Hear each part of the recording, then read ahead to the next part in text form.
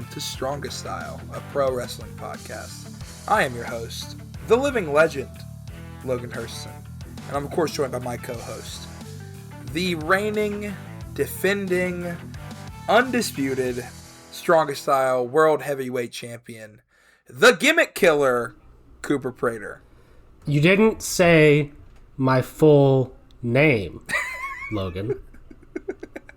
What part did I miss? The reigning, defending, undisputed, forever Strongest Style champion, the Gimmick Killer, and the King of New Japan Pro Wrestling, Cooper Prater. And for that reason, you are abstaining from Forbidden Door because you do not defend and cross promotional brands. We'll have to wait to the next pay-per-view cycle. That's right. We're boycotting. I'm following in the footsteps of my glorious leader, the Gene Blaster. That's right. And our other lovely co-host. He is a giant, the young boy, the man with the greatest combination of last names in wrestling history, Mr. Jack Rhodes Dudley. Strongest Style, each kawaii no wa. Jackie Chan.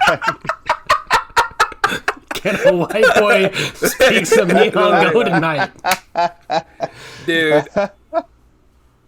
I just watched Lawrence of Arabia for the first time the other day, and all I could think about was like Gabe Kidd being this guy of, can a white boy speak a little Arabic today? Like I was bro, you know Gabe Kidd says inshallah. You know that's true. Oh man. Welcome back to Strongest Style. It's a little bit of we're in a pay-per-view week, but it doesn't feel as daunting as normal weeks. I feel like no meteors have hit wrestling Twitter. Because Forbidden Door fucking sucks. Needs to die.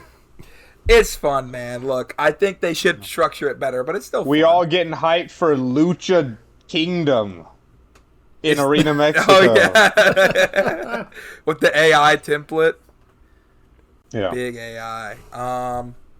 This is like, I think, the chillest news week we've ever had, because all we have is, I wouldn't even say is news, because I feel like we already knew all this already, but Tommy Dreamer sucks. Guys, can you believe it?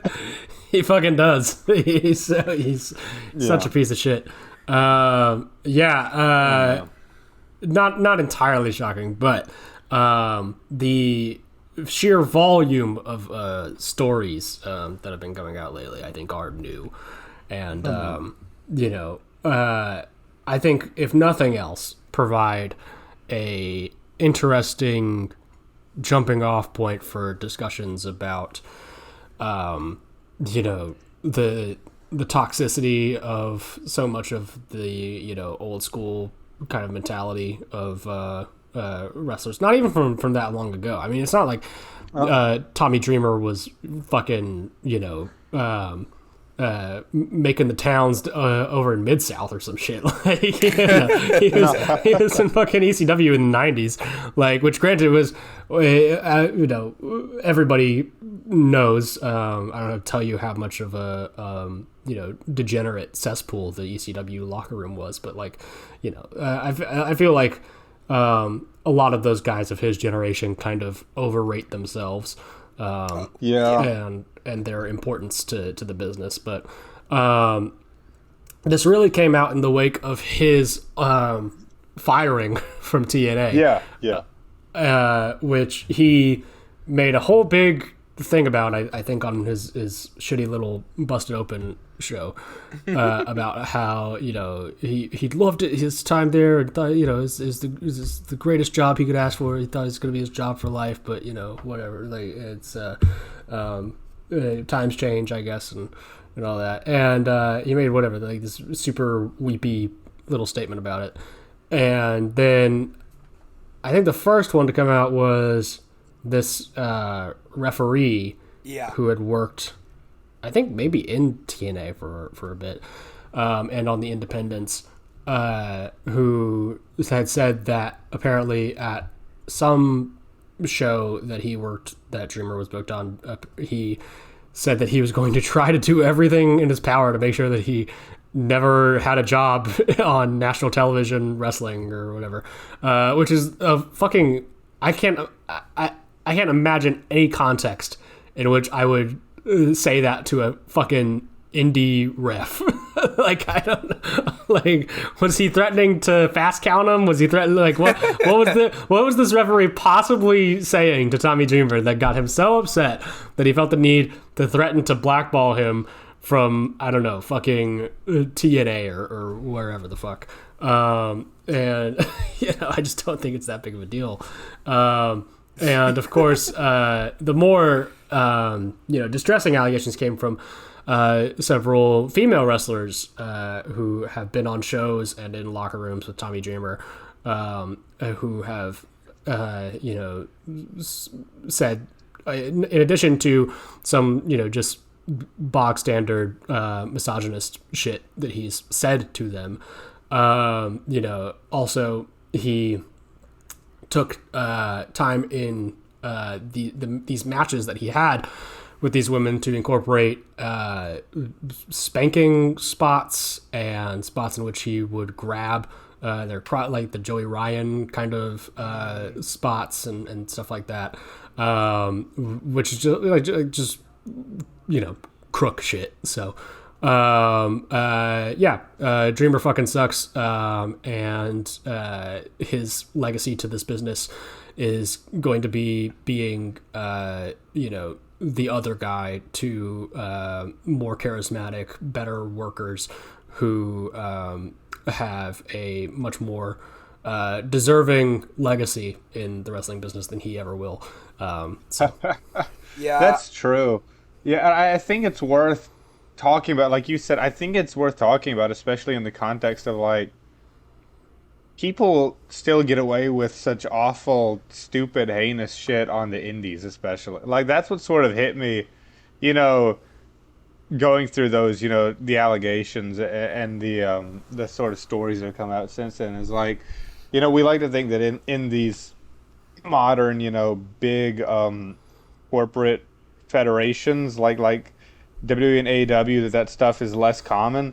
But there's still so many just absolutely nasty fuckers in indie wrestling. It makes me kind of sick. Yeah. And like you said, it's been known for a long time that, and just when you fucking watch the guy, you can tell that he's kind of an ass and a perv. But it sucks hearing about it more. It sucks knowing the stories, and I hope frankly that he does not find work again after this. I do not want to see Tommy Dreamer employed by any wrestling promotion going forward. Doesn't he own House of Glory still, or no? Am I wrong about that? No, I think House of Glory is Amazing Reds thing. I don't know. Maybe it was just he was big on House of Glory when it first popped. Yeah, he's involved. I know, in some way. Two things. One, it's just one is a dream, but it's also just a thing I think of not all old wrestlers, but a lot of the ones who have stuck around and stuff, and certain ones especially just haven't gotten with the times, or just are bad people. But also it's there's certain things, certain eras that should have never been all right, but for some reason were fine, and they've always kept that mindset. You see with a lot of older guys and a lot of their critiques and stuff like that, and especially certain older people who have podcasts who all they do is complain on the internet. And sometimes podcasting should be made illegal for anybody over the age of 30. That's why we are ending this podcast by 20. Yes. Cooper will have to be kicked off by another 6 years. I got 5. I got 5. Oh, dang. Oh, shit. Me and Jack got a solid 7 left. Yeah. We got to bring back Dang Bus for the last 2. Things will change when we start making money off of this, I think. I'll revisit this take later when I have a monetary incentive. And a more scathing critique than I think even Cooper had, which might be a first. The only way Tommy Dreamer's legacy would be looked at in a positive if we went through his plan at WrestleMania 17. And with that, we're going to move on. That's literally true. That's so fucking true. If you don't know, now you know. But that's kind of the news segment for the week. I didn't know the thing about the female talent. I didn't see that online. I saw the referee And I'm like, wow, that doesn't shock me. That's like when you were saying like, why would you ever like? I don't know why you would say that. I thought you were gonna be like, that was like me saying to like someone that works at the record store, like, you misfiled a record, you will never work at an independent record store ever again. Right. Which is like the funniest thing. Such like, a prestigious position to be banned from. Yeah, it's like it's TNA, bro. Like, yeah, dude. Like, you're not. Come on, man. You know. I've seen Rick Knox make bigger mistakes, and he still is employed in AEW every week. So it's like, it couldn't be that bad. But moving on, we're going to go ahead and make an early trek, a red-eye flight to the island of Japan, also known as the place where Cooper is king, where Jack is going to hit us with our weekly... The king of sports. The king of sports. That's what they call me, baby. Our weekly trek to New Japan Pro Wrestling. Jack, tell us what's been going on this past week. All right. Well, I sort of ended the show last week with a tease that we would go over the G1 Climax 36 lineup this week because Dominion review went on taking so long. As of today, we now have 18 of the 20 spots announced. There's 16. There's still 4. Wait, fuck me. No, I'm stupid. There's 2. Yes. It's the 2 that happened 18. Today. There's 18 people announced. There are 2 people left to be announced. Yeah, I guess I'll just start running through it, and then we can discuss after. But as it stands right now, the A block consists of returning winner Konosuke Takeshita, the current IWGP Heavyweight Champion Yota Tsuji, the fashion monster Seiya Sanada, Shingo Takagi, the Silent Jester Jake Lee, the returning. We gotta drop that. I know, but we gotta drop that bit, brother. Like, we can't. It's official. No, you're right. They went and they went and changed it. Did y'all see that one? I did see that. They made the corrections. Yeah. They corrected the error. A returning, not a long absence, but a returning from injury, Bars Bolton Oleg, the Great Okan, Hiroki Goto. And then, as of today, defeating Taichi in qualifier competition is Yuto Ice. And that last play-in is going to be between ELP and Ryohei Oiwa on the 6th of July. And Oscar. That's on. I haven't even done B block yet. I was gonna. Oh, okay. Sorry, my mistake. So, you're good. No, you're fine. B block consists of the previous IWGP Heavyweight Champion and currently injured man, Callum Newman, Zack Sabre Jr., the Global Champ, Shota Umino, Yuya Uemura, Ren Narita, Drilla Maloney, Gabe Kidd, Hanare, as of today, defeating Yoshihashi in qualifier competition, Aaron Wolf. That's my boy! It's Wolf time! Yeah. It's Wolf time this year, the G1, and then Oscar versus Yujiro Takahashi will happen on that same show on the 6th to round up B block. Right off the bat, I mean, a lot of people have talked about this year's G1 in a negative light, like, wow, this is so, disappointing. To them, I say, like, fair, but this is the roster. This is literally the roster that they have. Like... What did you expect? This is just the guys that we have now. I understand being upset that there's no, like, Andrade continuing his run or any big AEW cameo, but there wasn't last year either. And we do have both of the 2 dual contracted guys in there with Take and Gabe Kidd. So, like, I don't know. I think it looks better once the qualifier guys have gotten in. Like, I'm Yuto and Wolf to start are 2 of the people I'm more excited about in this G1. Just because I guess because they're fresh blood, they haven't ever done this before, neither of them, and I'm excited to see what that looks like for both of them. And I'm excited about the prospect of Oscar and Oiwa, who I assume will be winning in their respective matches, but that is not necessarily the case. And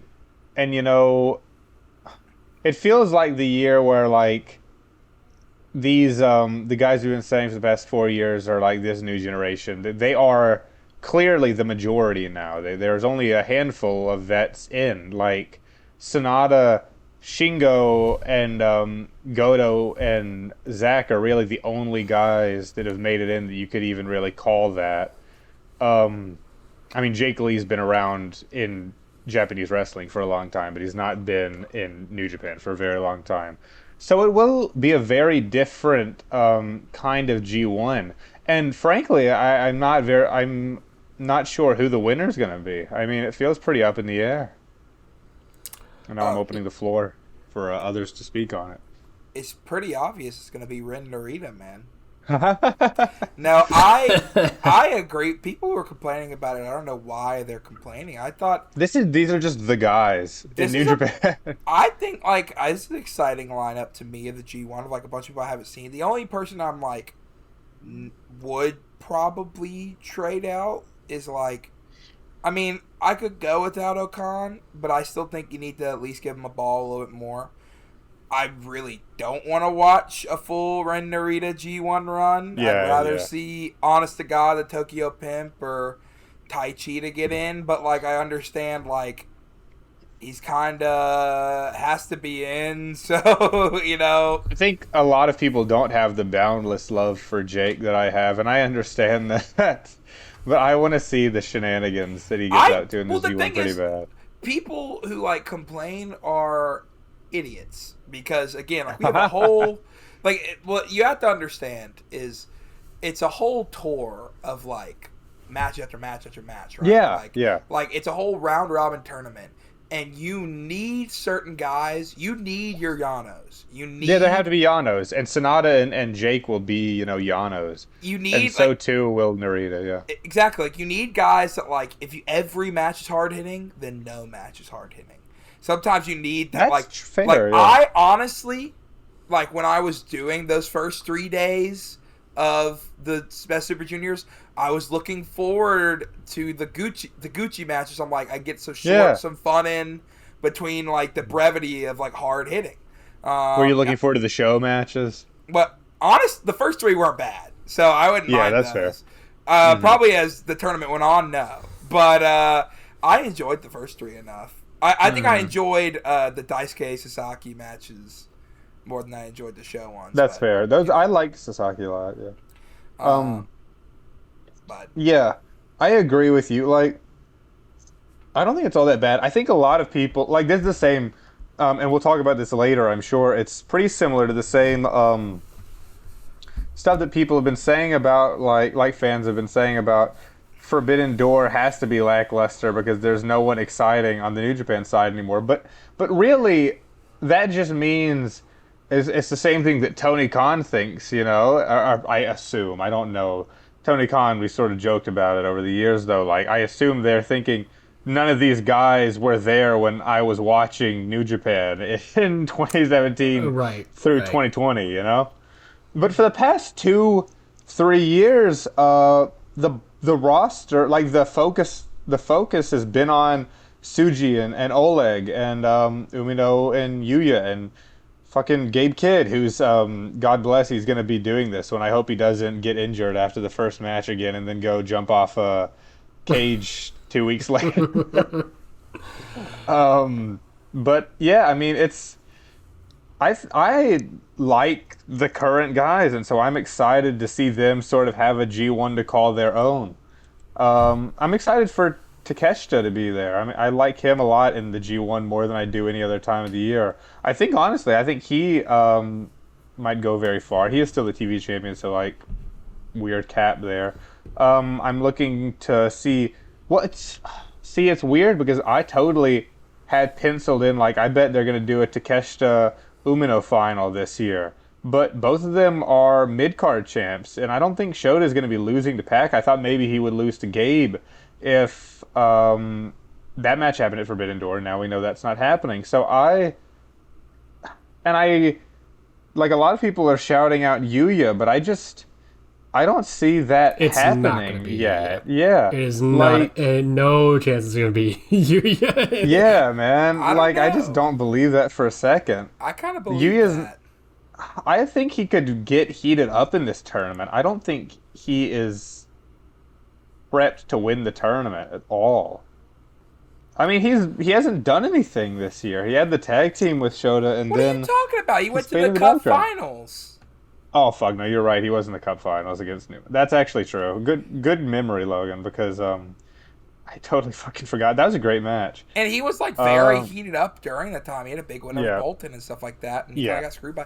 Okay, here's the deal. That's true. Here's the option. Shota, I don't think will happen, even though he's starting to get kind of over for the crowd again, because like we have maybe they just get rid of this Gabe match, but like he's gonna have to drop the title to Gabe and then go there or something. Like he's holding the global title. I feel like that's just kind of lets him not. We don't need another double. I agree. Thing. I agree. Yeah. That being said, there was. Sorry, I'll let you finish first, and then I'll say what I'm gonna say. Go ahead. No, I was just gonna say there was something interesting this week. I don't know if y'all saw it, but it was interesting because this sort of Tsuji thing, and you know how a lot of New Japan stories are actually built in like news outlets like Tokyo Sports. We talk about that on the show all the time. So they sort of, him and Shota have been having like discourse about their titles after Tsuji's been like boycotting Forbidden Door, and then Shota's like the only featured guy on Forbidden Door, you know? Like, he went and did a whole interview with Tokyo Sports where he was like, I get where Tsuji's coming from, but that means that if I've got the white belt, I've got to go and, you know, show the world. Like, what and it's the global championship. Yeah, and that was sort of like, you know, that was sort of the original concept for the title. You know, New Japan hardly ever sticks to that, but when it was created by Big Dave, it was supposed to be... was supposed to be Big Dave Finlay, made in his own image. When he invented it, the idea was that, you know, the world champion or the heavyweight champion would stay in Japan and the global champion would sort of travel the world. So now they're kind of actually running with it, and that is a cool thing if it's going to lead to a feud between the two. But just, you know, normal wrestling logic dictates me saying that they won't cross paths, especially since they just did that last year for Wrestle Kingdom. And you can keep going now, Logan. I apologize for cutting him. Well, okay. So who do you think? Did you say who you thought and I just blanked out? Who do I think? No, I didn't say. So, like, I still want to say it's Shota. But like we just said, you know, that doesn't seem likely. And I could see, I guess, like, I don't know. It just feels like I could almost see them thinking that this Gabe AEW heel gimmick is gonna like take them really far and try and just go ahead and do that rivalry at Wrestle Kingdom. Mm-hmm. But I also have like fear in the back of my mind that since none of the young guys are sticking out this year, that means that they're just gonna be like, all right, we're going with Zach or Goto, you know, like a safe pick like that because they haven't really faced main event Tsuji yet. And that like lingering fear of like, I know that eventually those two are going to have to get a title shot with like the new main event Tsuji. Like that sort of in the back of my head for sure. I'd love to be like Cooper and be like, let's pull the trigger on fucking Wolf Time and just have him go from the qualifiers to all the way. But I know realistically there's no way that that's happening. It feels like Umino really was the one most primed to win the tournament, and now he's got something else going on. So I'm super at a loss. I think it's a very open playbook, but honestly, you guys are like, no shot Yuya. I'm like, I think Yuya has, in my mind, because here's the deal. Shota maybe, because again, they've done double champ before, so it's not out of the realm. They love to put both the champions on one person. But I don't want to see that again as a fan. After we just saw it. Weird. And, like, again, this was the whole problem with them getting the 5th version of the IWGP Heavyweight, now going back to just the IWGP World, you know, because of, like, this unification stuff. Because, again, if one person holds both belts long enough, eventually there's going to be like, let's just unify them, you know? Yeah. So I don't want that to happen. I'm sort of starting to enjoy the global title lately. This is a aside from just this particular predicament kind of thing. This idea in wrestling across the board that you have to unify belts when they're put on the same person fucking boggles my mind. Yes. I don't know so why stupid. so many promotions are obsessed with it. Like, it's such an easy solution. You defend both of the belts and then you lose one of them. Like, that's fine. That's like, it's not a problem. Like, you know, it's a natural story to tell of exhaustion across, you know, overworking yourself with double the title defenses that you would normally do. That makes for a good story. I don't know why people are so against telling this, and they just. I mean, it did just. Yeah, everyone freaks out about it, but it just happened to Tsuji, and literally no one gave a fuck. Exactly. Like, he was right back in the mix and won it back, and nobody cared. My thing too is like, it's not even like, okay, I don't think they would unify it, but I just don't like these two belts being on one person. No, they would. They absolutely would. Yeah. Have you seen this fucking company? Have you seen? But my thing is like, they do. You never know what the fuck they're gonna do. This is your like second biggest prize, and again, it's only been around for a couple years. We've already had the world champion hold at the same time and then lose it, and then it's kind of like it needs to be propped up more. It needs to have its own premier singles separate from the world championship at Wrestle Kingdom. So that's the reason I don't say Shota. I also think, again, Shota has way more unfinished business with Gabe that I don't think will be finished, even if they are facing each other in the G1. Like, I think... because I felt like they wanted to do the Gabe Forbidden Door match, but they couldn't because of visa restrictions. Yeah, that was sort of what I got the idea, too, with what Gabe's post-match promo was. It's probably not, like... It probably wasn't supposed to be built up for longer. I think you just can't get back to the States for some reason. Yeah, so maybe I'm wrong, and maybe they do pick Shota, and they just say, well, sorry, Gabe, like, we just can't go this thing. But I think they want to use this Gabe storyline. They want to brought him back if they not. And so, like, they're going to have him and Gabe feud after the G1. He'll probably win the belt, and then Shota will win it back to him at Wrestle Kingdom. I think that takes both of them out. Though, I wouldn't be shocked. I think both of them are dark horses because of Gabe and Tsuji's history and this gimmick. Yeah. So, I mean, and you can never, I don't know, I guess you can. I was gonna say, like, they like that Takeshita match enough to, like, where I don't think he's not that would probably piss a lot of people off, but I could see him going back to back too. Like, you know, I do think Newman is out, especially with the injury, and they just do that match twice.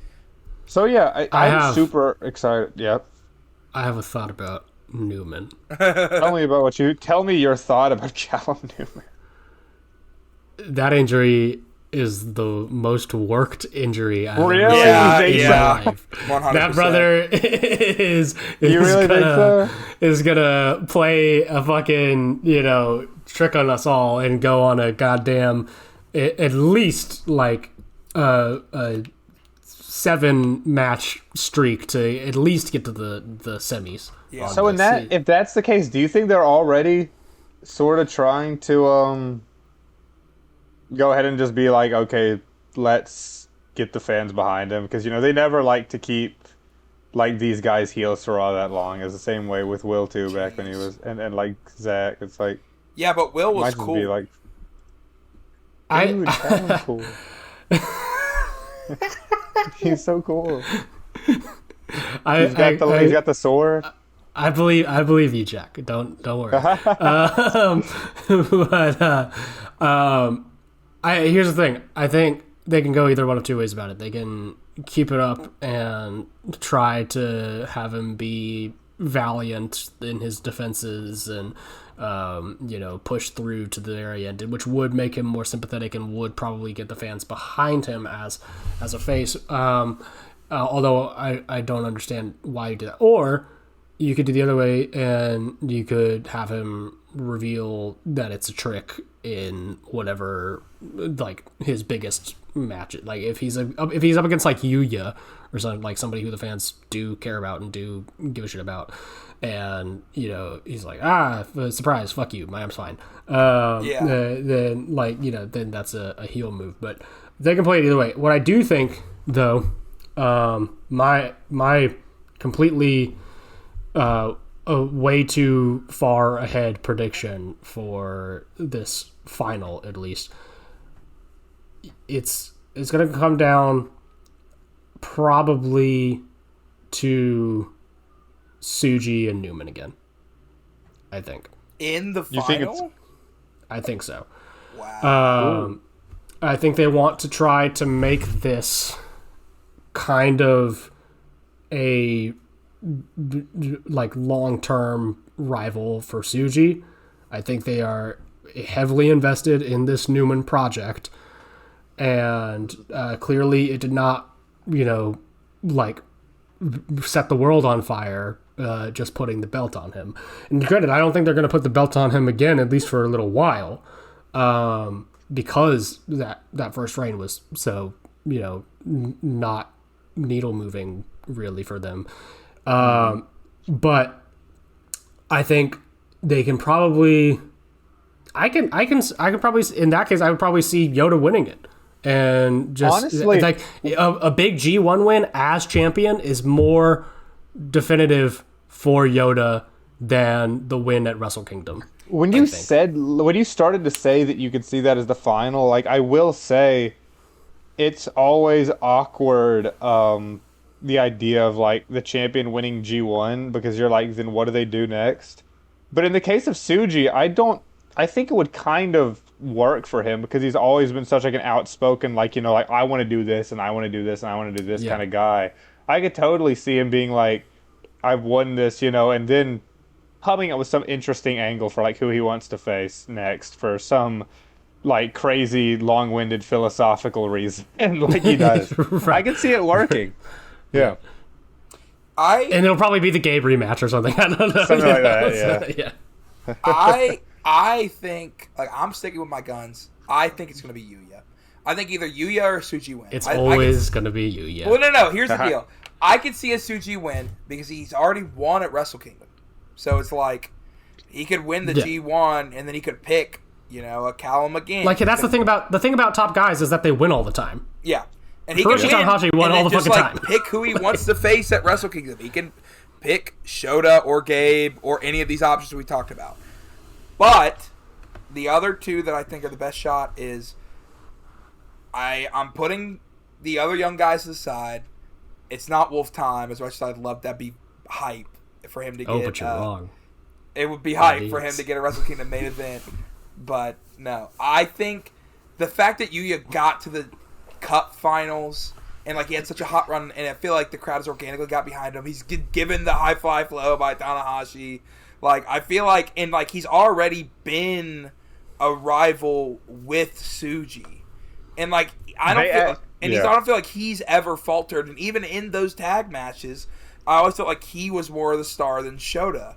Like, I feel like they're at least, I'm not saying he's gonna win the belt, but I think he wins the G1 and they have that big match at Wrestle Kingdom. They run back. Didn't they have a Wrestle Kingdom match a couple years ago where Yuya had to shave his head bald? Wasn't that at Wrestle Kingdom? Yeah, it was their the first Wrestle Kingdom after they both came back from Excursion was against each other.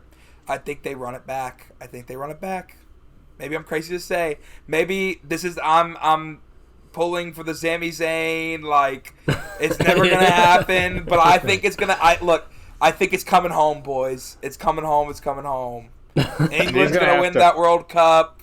The Browns are gonna win the Super Bowl. Like, something crazy is gonna happen. This is gonna be the year we all cry tears of joy. All right, maybe, man. I will say, like, I like Yuya. I find him a little bit rougher on the character side, and I think, I don't know, I like Yuya's like pure babyface energy, but I just don't think he can ride that all the way to the top, I guess. He'd have to win, like, he won me over hard in that one G1 where he got injured right at the end. He would have to start, getting people really on his side, like, during the G1 for that to work. They'd have to place a lot of, like, faith in, like, hey, you've got to, over the course of these 9 matches, get people, like, clamoring for you to win. And I would love to see it. I just don't know if I do see it, playing out that way. Maybe it'll be Rinderreed in the end. Oh, jeez. I hope not. Yeah, I hope not too. That'd be awful, man. Yeah, so that's what's exciting, coming up on the horizon for New Japan. We're sort of in the road to G1 Climax right now. They even have officially just renamed the short-lived Soul Tour to Road to G1. Yeah. Yeah. What's the tagline for this one? Is they always have a new let me see. Phrase for it. They do I like phrase. my favorite one was a couple years ago at the Born in the Ring. That was a good song. I think I read that. That was a sometimes. banger. This year's G1 Climax is fucking. I can't read it. It's like on the. Is it in that it's in like a crazy font? Collage Yeah, but it thing that they have? Oh, whatever. I'm not taking the time out to find this out. But we will definitely say it many times in the next couple shows once we figure it out. Jack, are you ready to see the Tsuji Takeshita Night 1 main event in Chicago? Because that's definitely what they're going to run. It's definitely what's going to happen, and I definitely had to fucking cancel last minute, and I'm not going to be there. No! I know, I'm so upset. When I realized, I was really excited, but I just am doing so much shit this summer, and sadly, I was just like, this isn't worth it. Like, honestly, I've been doing stuff every weekend to the point where, even though I don't think it would be a massive hit, like, to my bank account or anything, I just am thinking, like, I would probably enjoy sitting on my fucking couch and watching it more than I would flying to Chicago again. Because I've just been doing stuff constantly. Like, I'm about to go do a big week-long vacation with my family right before it, and then the week after, we're flying to fucking Michigan to see Sarah's granddad. So, like, I've just got a lot going on, and I think, if y'all want to come hang with me, we can all put together a little watch party and Born in the Ring. So Logan, if you want to come down for that. Yeah, I mean, if I'm not doing anything around that time, of course, man. All right, do something. Just let me know. But I am looking forward to seeing what they put on for that first show. I think it'll be a cool thing. And watch this. Not only am I proud to announce that Strong Style officially has a publishing. We're coming out every Friday, and if we don't, that means the viewers are legally allowed to shoot me on the street if they see me. Oh, but whoa. You do not get to decide that is legally allowed. You can say that you're that okay is hyperbole, with guys. But I actually mean is Cooper gets to give me a chop for every day I'm late by the time. So, like, next time I see him in person, if I am late, he gets, like, 20 chops. But, 2, I know I said this for the Best of Super Juniors, but then I also got my cop-out because Robbie X. But no matter how much terrorism that Gato puts in front of me, I will, hopefully, by the time each episode of the podcast airs, watch every single minute and match of the G1 this year. I say this every year, so you could take it with a grain of salt. But you say this every tournament. But you did see me watch the first 3 days. Every hour of Super Junior Tag League this year. Well, that's not. I have not said it for Tag League or something like that. Not Junior Tag League. Definitely not Junior Tag League. But yeah, the G1. This is the year. This is the year. If I can make it past like the halfway point, I should be fine. Did you watch every match of the Neo Genesis Young Lion Cup? No. I did not watch every match of the Young Lion Cup. No way. Anyway, I watch every Continental Classic match. Yeah, that's cool. Well, they just had to watch like the TV shows to do that, though. They don't have like a separate thing that happens multiple times a week. Well, you guys also don't have TV shows though, so it kind of equals out. That's true. Yeah. TV wrestling fucking sucks. Well, we really on the 5-star Grand Prix this year. I'm gonna be honest. Speaking of TV wrestling, that's right. Speaking of TV wrestling, it's time to fly back to the States. What the fuck? No, it's not yet. No, it's not. Oh, it's not? Oh, I've got a few more. I've got a few more little things. Go ahead, man. I was just gonna say that a few more little things happened on the preview show today. The Road 2 show today. We did say that Wolf and Yuto punched their ticket into the G1. Taichi, I feel so fucking bad for Taichi because I don't know why he doesn't get these spots anymore. Like like I said, I'm happy with the lineup, but I would pick Taichi in over even some of my faves. Like I would probably rather him be in than Jake or like Shingo. definitely Rin. I might not pick him over Sonata just because I really am looking forward to Sonata Collection 2026. Well, yeah, if he's going to take anybody's places, he's going to take the place of Yeah. one of the older guys.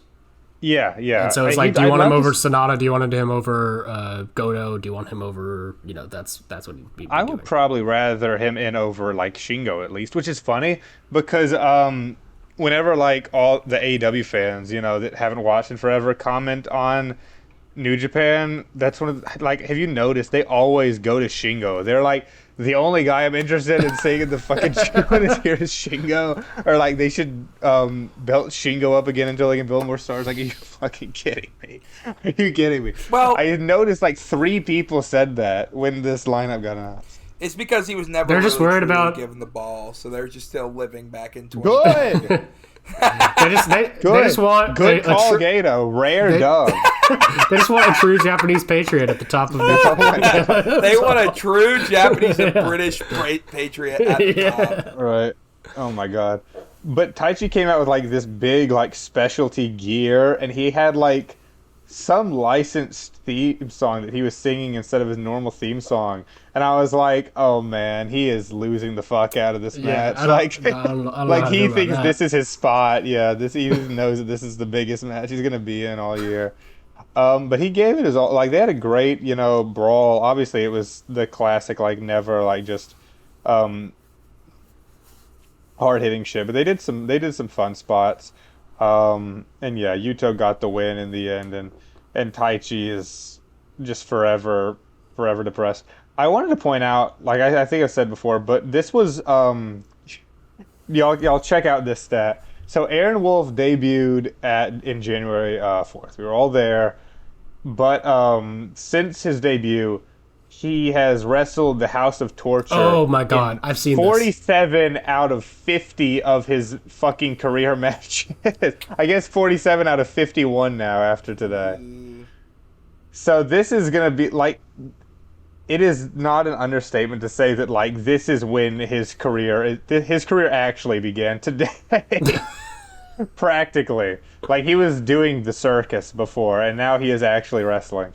Obviously I'm teasing a little bit, but it is a totally different thing to do, like the absolute over-the-top shenanigans, preview tags with a few matches against Evil and Fale and Rin, like versus something like this. I say that to say that I think Wolf more than held his own today. I think that he is getting better at a whole lot of things. I think he's like, I've said this one before specifically. He's gotten a lot better at emoting and doing facial expressions during the matches, which is very important in wrestling, and especially in New Japan Pro Wrestling, because they focus on that shit with the camera angles all the time. His moveset is getting a lot cleaner. He's figuring it out. He's the suplexes are killer. He's finding like these really fun and unique ways to reverse stuff into judo throws. Like at one point, Yoshihashi had him in like a full Nelson before he hits the like it's like a Pentagon driver or whatever. I don't know what he calls it, but either way, like he reversed that into the judo throw and then got back on the offensive, and it's always snappy and cool. He does the high fly flow as well, but Chris Charlton coined it today. He said Aaron Wolf calls this one, and I assume it's a request. He said he calls it the lo-fi fall instead of the high fly fall. I thought that was a little funny. But yeah, I'm looking forward a lot to Wolf in this match. I'd say, even though, Coop, your fucking your greatest enemy is in this one. I think you should go and see sort of what he looks like in a real match, because he was fun to watch for me. The other thing that happened on the show was Yo's game, the four-way number contenders match, where actually my boy, who I did not expect, I thought he was like the one I thought was gonna win the least, but he is my guy. Akira took the dub, and he is going to be facing Yo on the Tiger Mask retirement show, I believe. It was very fun. It was a great junior, high energy match, and I think Akira is I mean, I said in the Best of Super Juniors, he sort of disappointed me, but I still want to see where you can go with this because no matter what he does, he's going to be a better, top heel than Doki has been. So I just want to see. I want, like, seriously, I'm so tired of the house stuff. I want to see every United Empire member be pushed just so that they can overtake the House of Torture guys. Like, that's partly why I was not upset about Great O'Connor and Hanare winning, because I'm like, at least some other fucking heels, If you take this to its natural conclusion, though, eventually they'll end up folding the house into the Empire. Oh my god! So then you'll have all the same things just under a new coat of paint. That's very gato-pilled, actually. It's very true. And then right before we move back to AEW, I will go over the next two Korakuens real quick. We have... Okay, so I'm actually wrong. It's two shows. We've got the July 6th show, which will have two of the play-ins. That's Oscar versus Yujiro and El Fedeza versus Ryohei Oiwa, with the main event there being Yo versus Akira for the junior heavyweight title.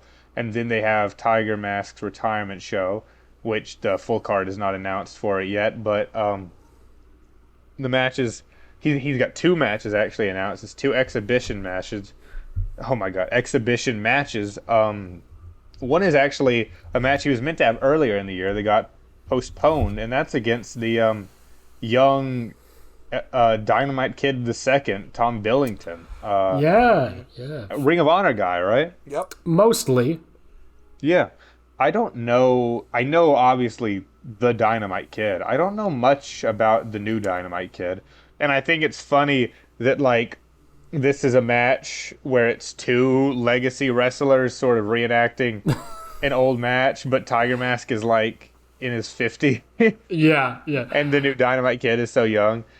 But I like this. This second one is more of like an actual retirement match for, this current iteration of Tiger Mask, because he's going up against the Rocky Romero variant of Black Tiger, not Magnus. As much as I wish we got another Magnus appearance, this is Azukar. I was trying to remember the fucking nickname. Yes, but yeah, Azukar. Black Tiger the Fourth. So that should be a lot of fun. Seeing Rocky don that gimmick again for this. I'm said before, like, Tiger Mask 4 has never been spectacular to me, and I don't think he really has to anyone. But yeah. I wish him well in his retirement. I hope we can give him a good send off. You gotta admire the longevity, if nothing. Yeah, I guess. Yeah, fair enough. And there was a time, when he was doing Michinoku Pro stuff, he seemed like kind of a little prospect. But yeah. I will say, I would not rule out a Magnus appearance at this show. No, he might well be on the card, and they haven't even said that this will be all of Tiger Mask's matches. He might just do like a bunch of little exhibitions. Yeah, that'd be cool. I mean, that's probably not going to happen, but he does the Ichimori goes crazy style produce show. Yeah, wrestles the whole time. So yeah, I think for this, like I said, I'm not a big fan of him, but we will,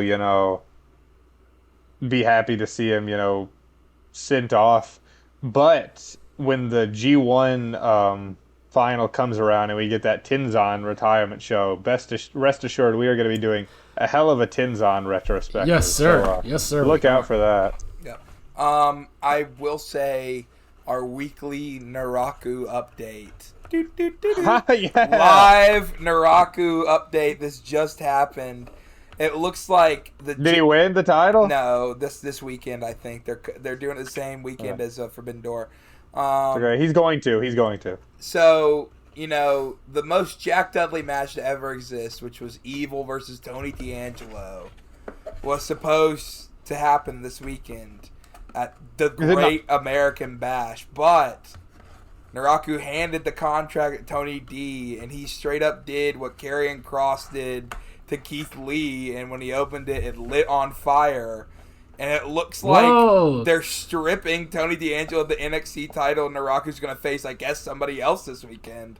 Let's go. They took him to the hospital and that's put like genius. a thing over him. And that's real fucking evil thinking right there. That is hilarious. I saw while I was going over other stuff the fucking fireball gimmick. That is hilarious. I mean, it may just be Tony D just coming back and be like, I'm fine. But, like, they're playing it like somebody else is going to be announced for the title match. Bro. And it was funny. Last week, they had a little, like, cinematic Roman Reigns style segment with Evil. I saw and he that. ended it with, like, Evil is coming. And he was laughing in his face whenever he hit the fireball. Jack doing the eyebrow, the evil eyebrow over here on the screen.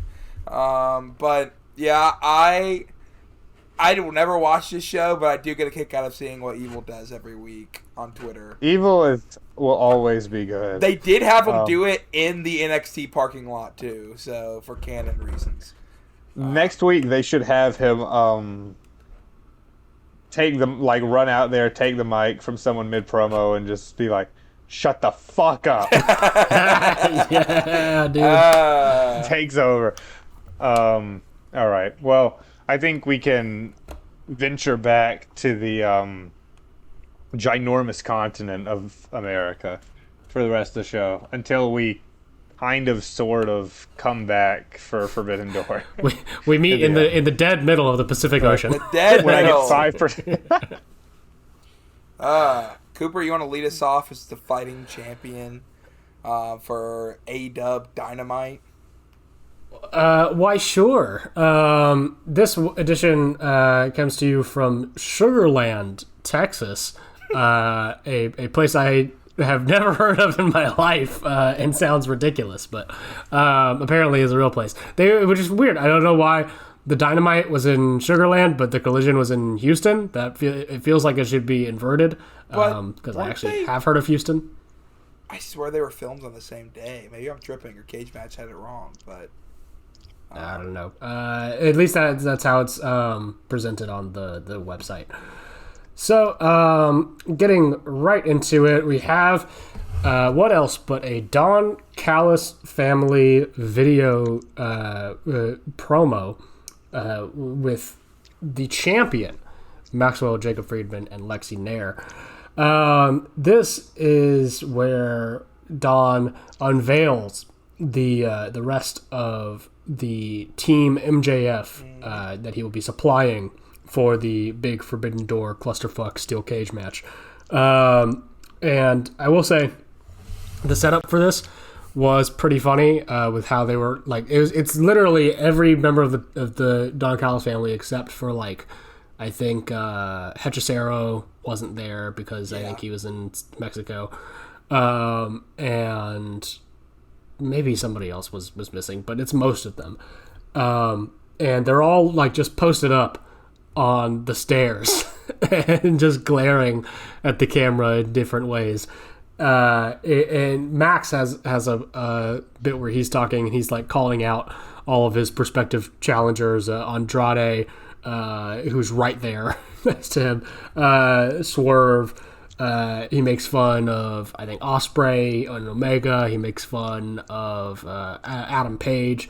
Yeah. And at one point, I forget when, but you can see off in the far corner, Kyle Fletcher, like, biting his lip and, eyes wide, is like, kind of making fun of Max over here doing his whole little shtick.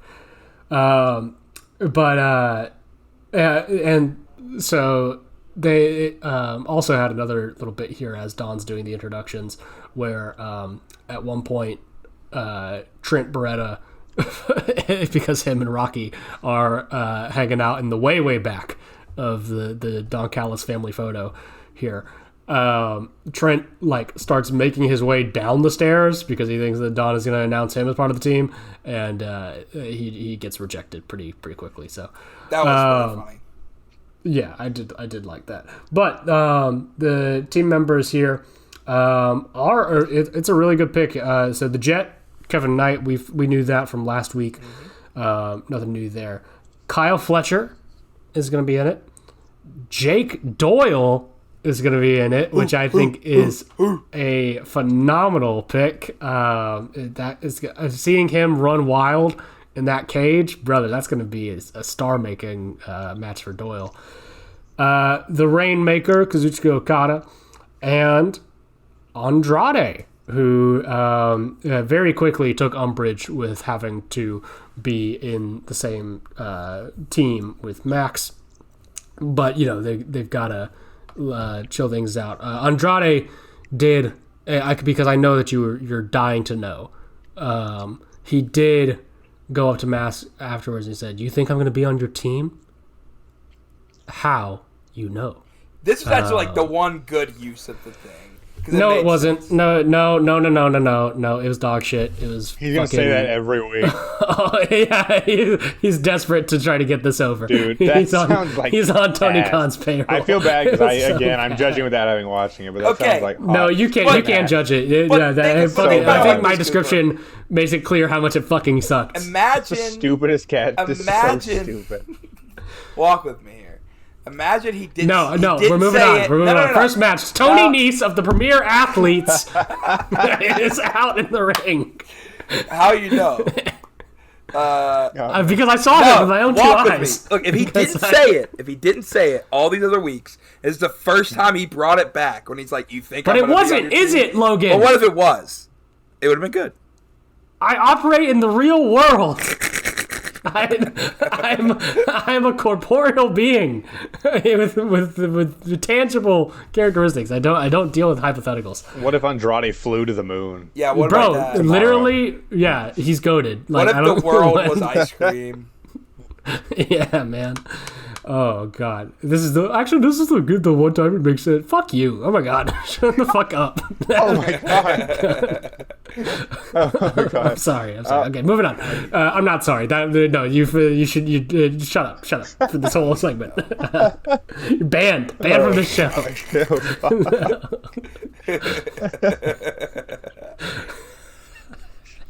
How do you know? I'm gonna lose my mind. It's just. Oh god! It's so. Speaking of which, Tony Nese of the Premier Athletes is in the ring with smart Mark Sterling. That's right. It's 2022 all over again in AEW, and apparently, I don't know. They think that they have the right to make matches. The Premier Athletes do, so they wanted somebody, and so Tony Khan, in his infinite grace and wisdom, does give Tony Nese a match with Kenny by God Omega, and it's a rough night at the office for old Tony Nese. I'll tell you that.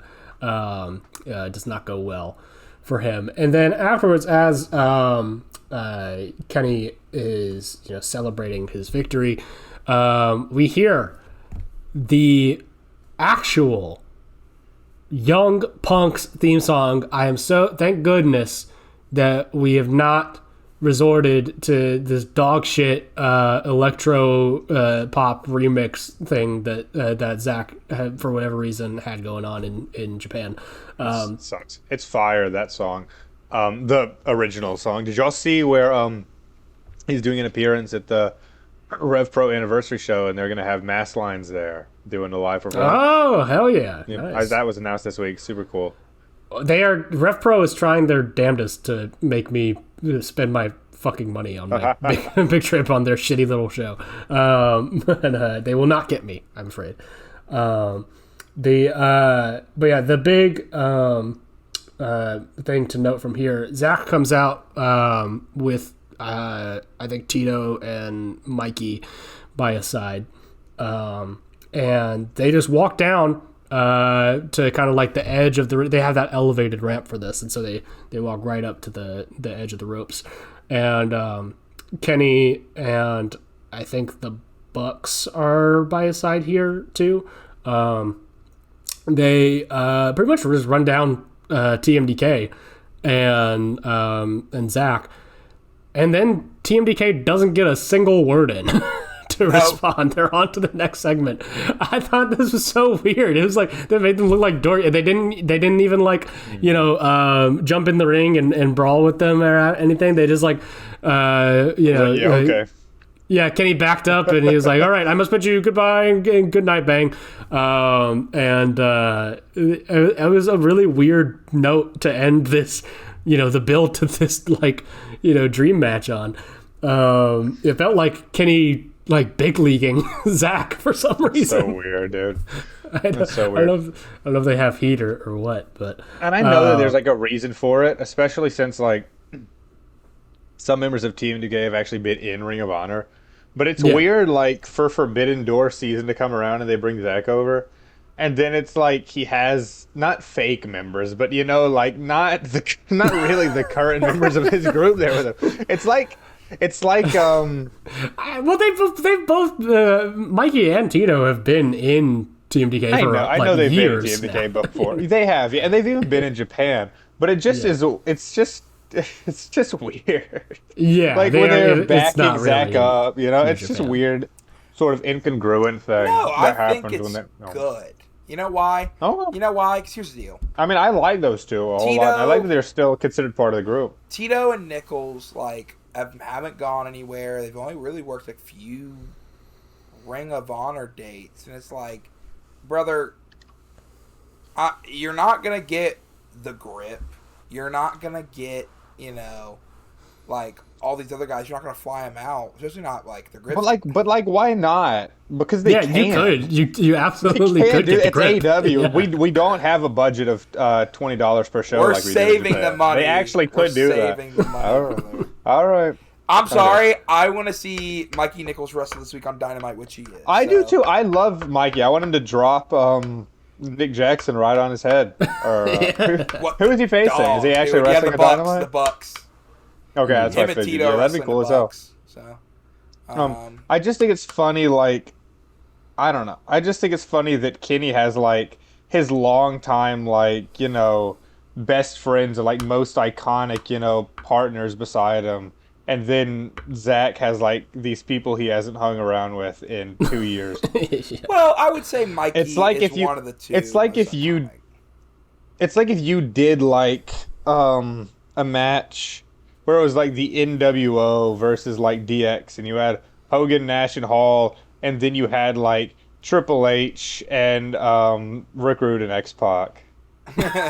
Sure, as the other team. Yeah, it would be, yeah. Maybe they just couldn't afford Big Jag, man.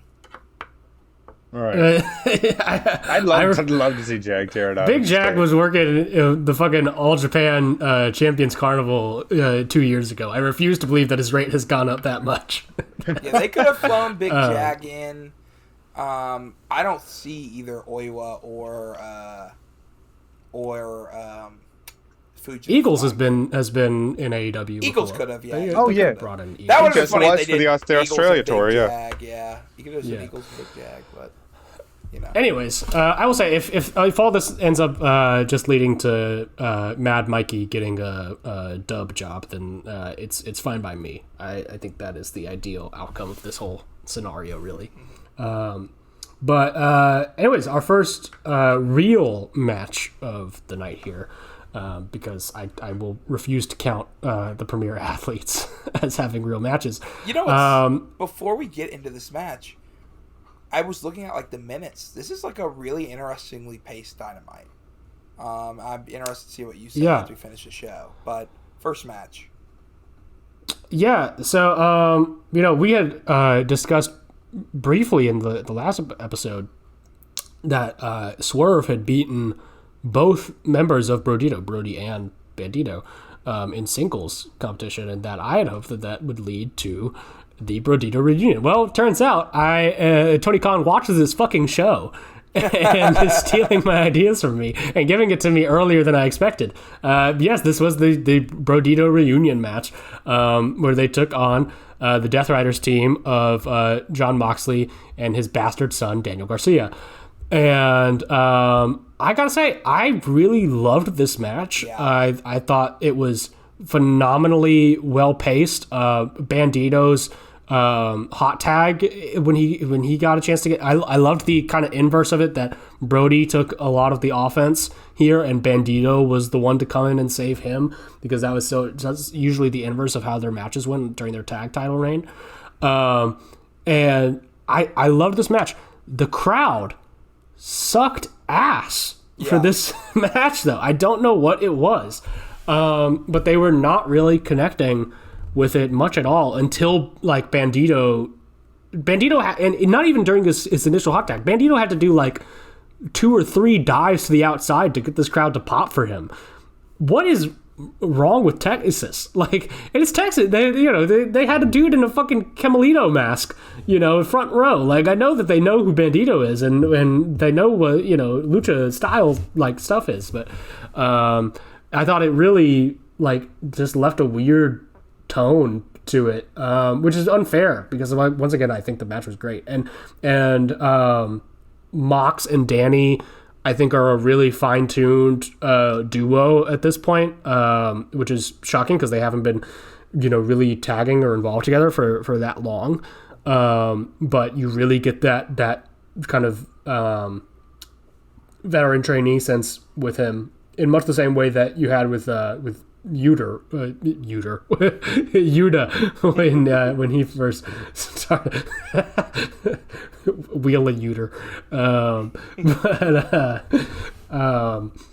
when he first joined the Blackpool Combat Club, he had this very kind of like scrappy kind of vibe to him that has since been worn away and is now Yuta's role is to be just sort of a chicken shit, but Danny I think has more fire to him, more grit, and he feels like in these when he has Mox by his side, he feels like I think a younger, hungrier Mox is what he feels like, and you can see him kind of taking cues and taking notes from how Mox works, So regardless though of how dog shit the crowd was for this, it was really good. Bandito has absolutely finally learned he's just doing the deadlift 21 plex now, and thank God for it. It looks so much better, and it I think was for many people the one thing getting in the way of it of fully buying in on Bandito. But if he's making that his full-time finish, I think that's great. So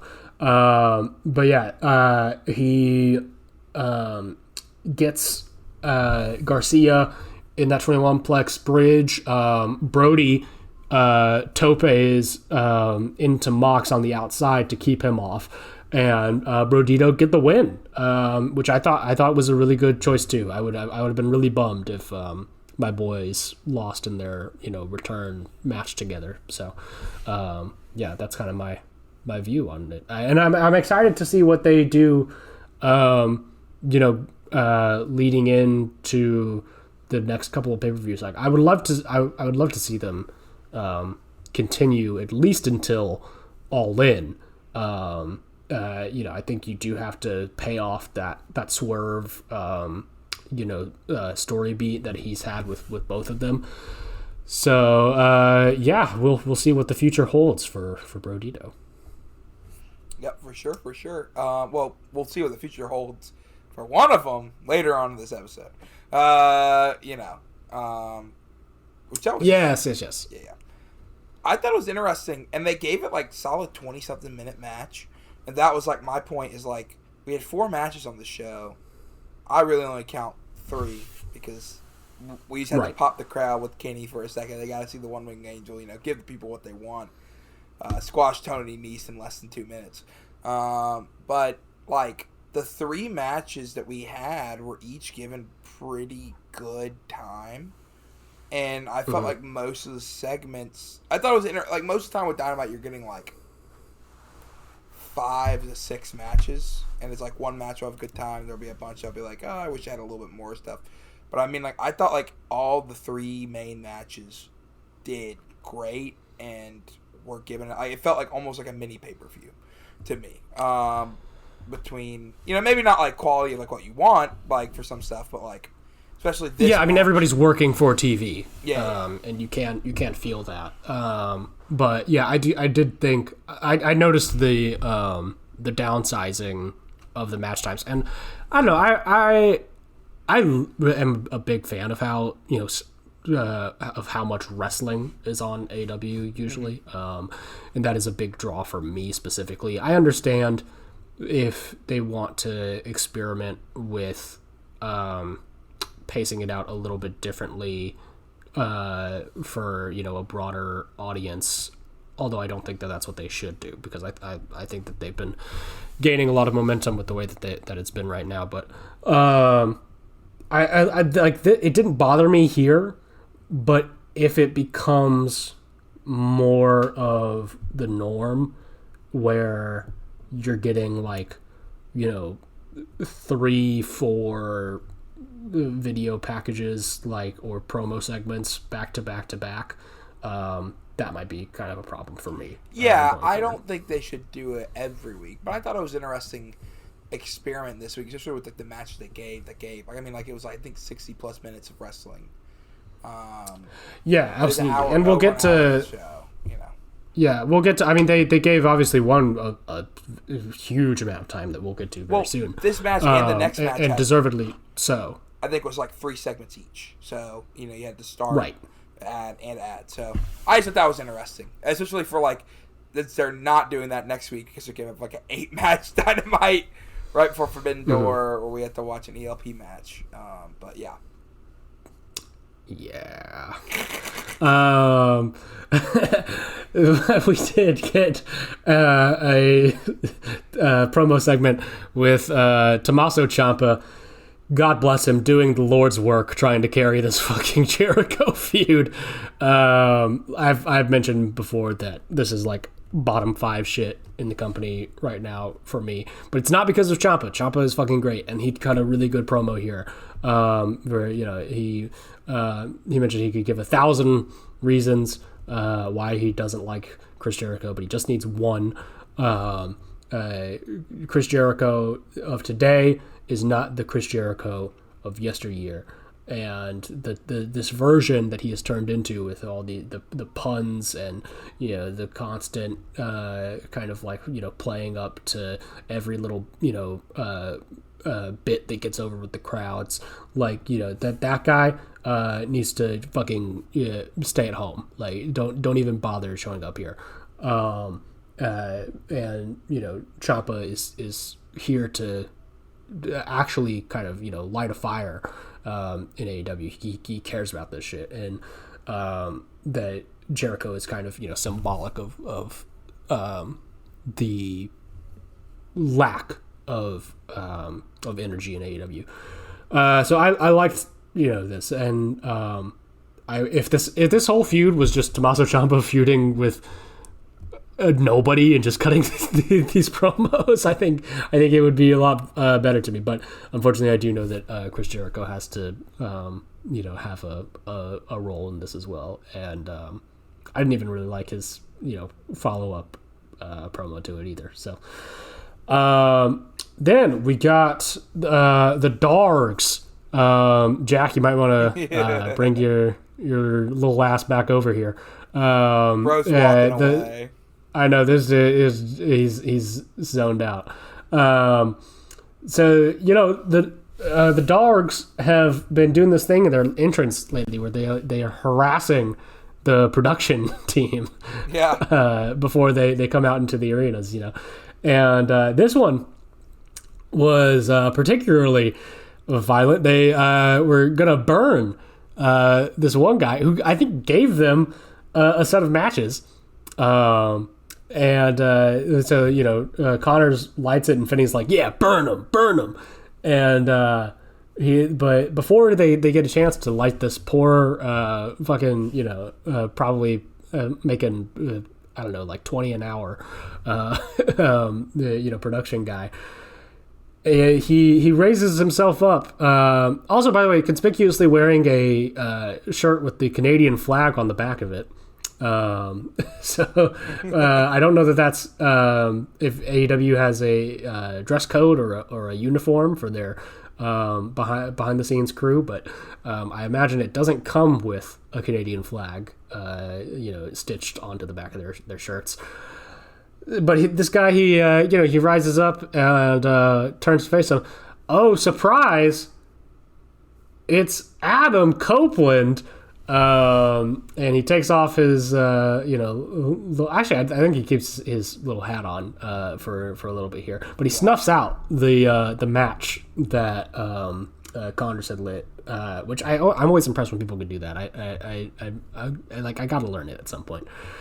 But and he proceeds to just beat the shit out of him. Christian comes in too and joins in it. And so they're going down the entrance ramp. They're just doing this kind of walk and brawl thing. They get in the ring, and they're about to hit Connors with that double spear of theirs, but he's pulled out of the way just in the nick of time by David Finlay on the outside. They grab a mic, and Cage proceeds to do what Kenny Omega did to TMDK and fucking bury the dogs. Yeah. Man, this AEW's got to mitigate these old timers promos. With how much they're refusing to put over the young guys, but he talks about that. I've never met a team named after their mothers, calling the mothers of Finlay and Connors dogs, I believe. Very poor form, Adam. What would Beth think? But she'd probably be down for that, actually. I don't know. She seems, on board.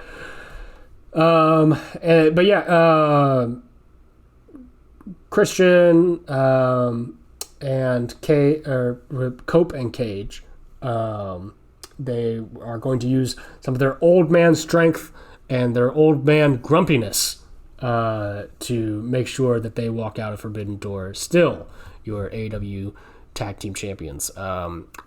I fear that we are probably going to be getting an old man grumpiness t-shirt from AEW that you will probably see in the crowds for quite a while. So then we got a really cool Tekla package. Anyways, did you have thoughts about CNC, Logan? I would say you could put the old man grumpiness shirt right in the Hall of Fame with the fat ass bad attitude shirt. And, yes. The fat peach emoji, bad attitude. And the objectively good Big Black and Jack shirt. Big Black and Jack at this point, I feel like has transcended on the other side. Yes, of it, it is like a cool shirt to wear if you fit if you were Big Black and Jack. If you fit in that demographic, it is like a too ironic shirt that I couldn't wear, but I do think sometimes it's funny to see a certain person. I think imagining Hook in that shirt. Do you remember that time? Or Shibata. That one Dynamite. Yeah. Do you remember that one Dynamite? That there was just some ginger kid, front row, just pale as the moon, wearing that shirt. And I was like, "Oh, buddy, you can't be this oblivious. Come on now." No, come on now. But anyway. Anyways, we got a cool Tekla promo. And she beat up Tara Okada. She beat the shit out of Tara Okada. I really like that he's still canon to her whole philosophy here. I did see somebody took a screenshot from this where like she's like being held back and yelling right up close to the camera, and somebody's like she's in kind of the same league as like Bruiser Brody and I forget who else, like he said Mil Mascaras and all this, like just people who like are meant to be on the cover of a magazine.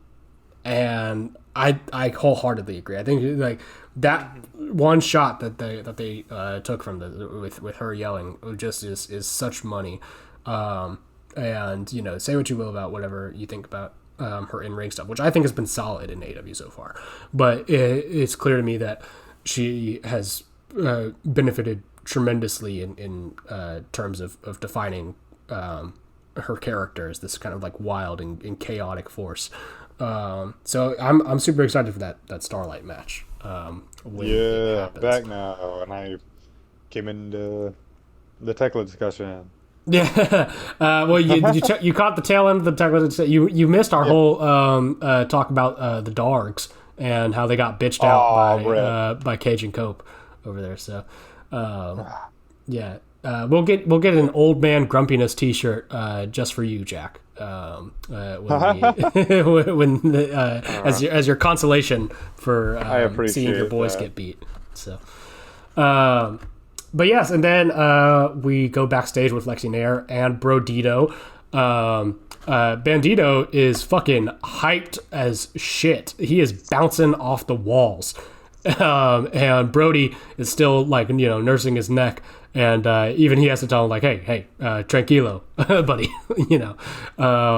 but Bandito's excited that they won their big return match and that they beat the Death Riders.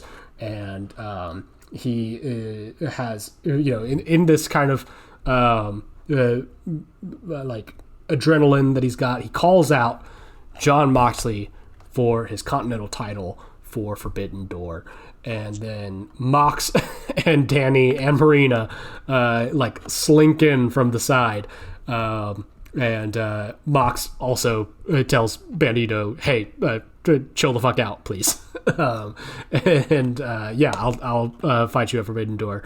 But if you think that you can take this belt from me, just because there's no Death Riders by my side, you're gonna have another thing coming.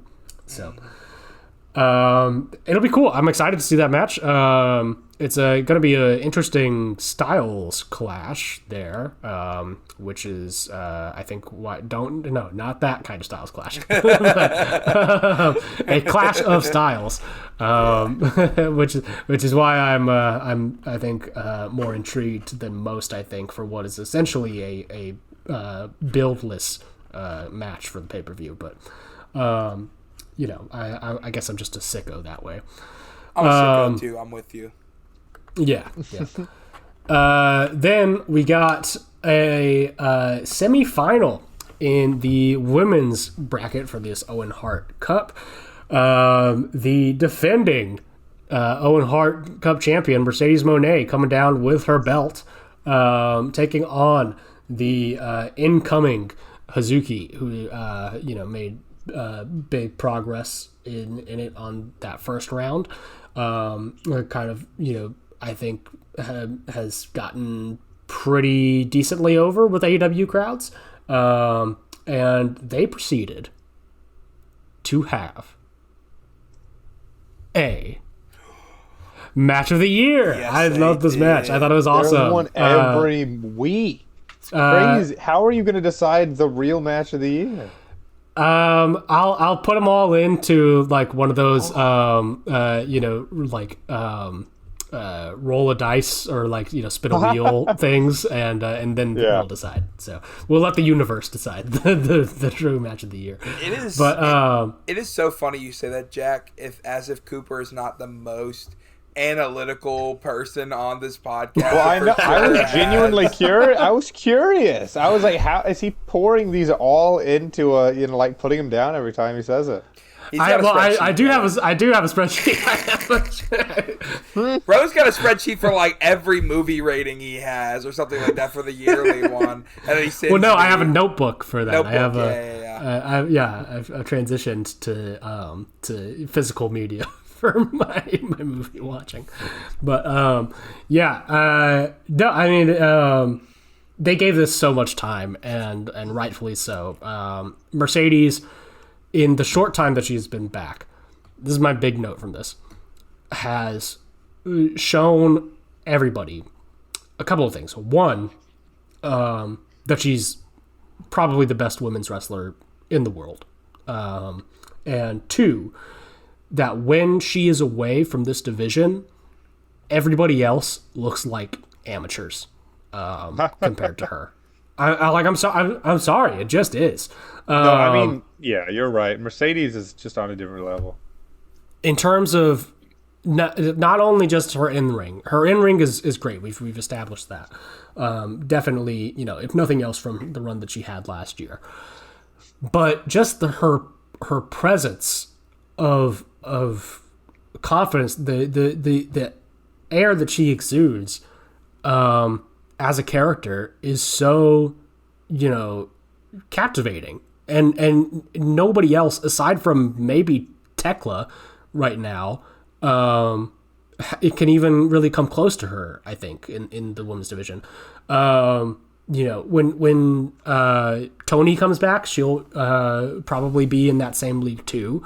They were kind of neck and neck for women's wrestler of the year last year, and that's for good reason, because Tony has those same qualities. She is supremely confident in who she is, and that is, I think, what really makes the difference between those top names and a lot of the people who have been kind of lingering in this division for years. And as much as I hate to say it, Chris Statlander has definitely noticeably struggled to find herself as a character, and struggled to exude that air of confidence in her performances, even though her in-ring stats in-ring is phenomenal.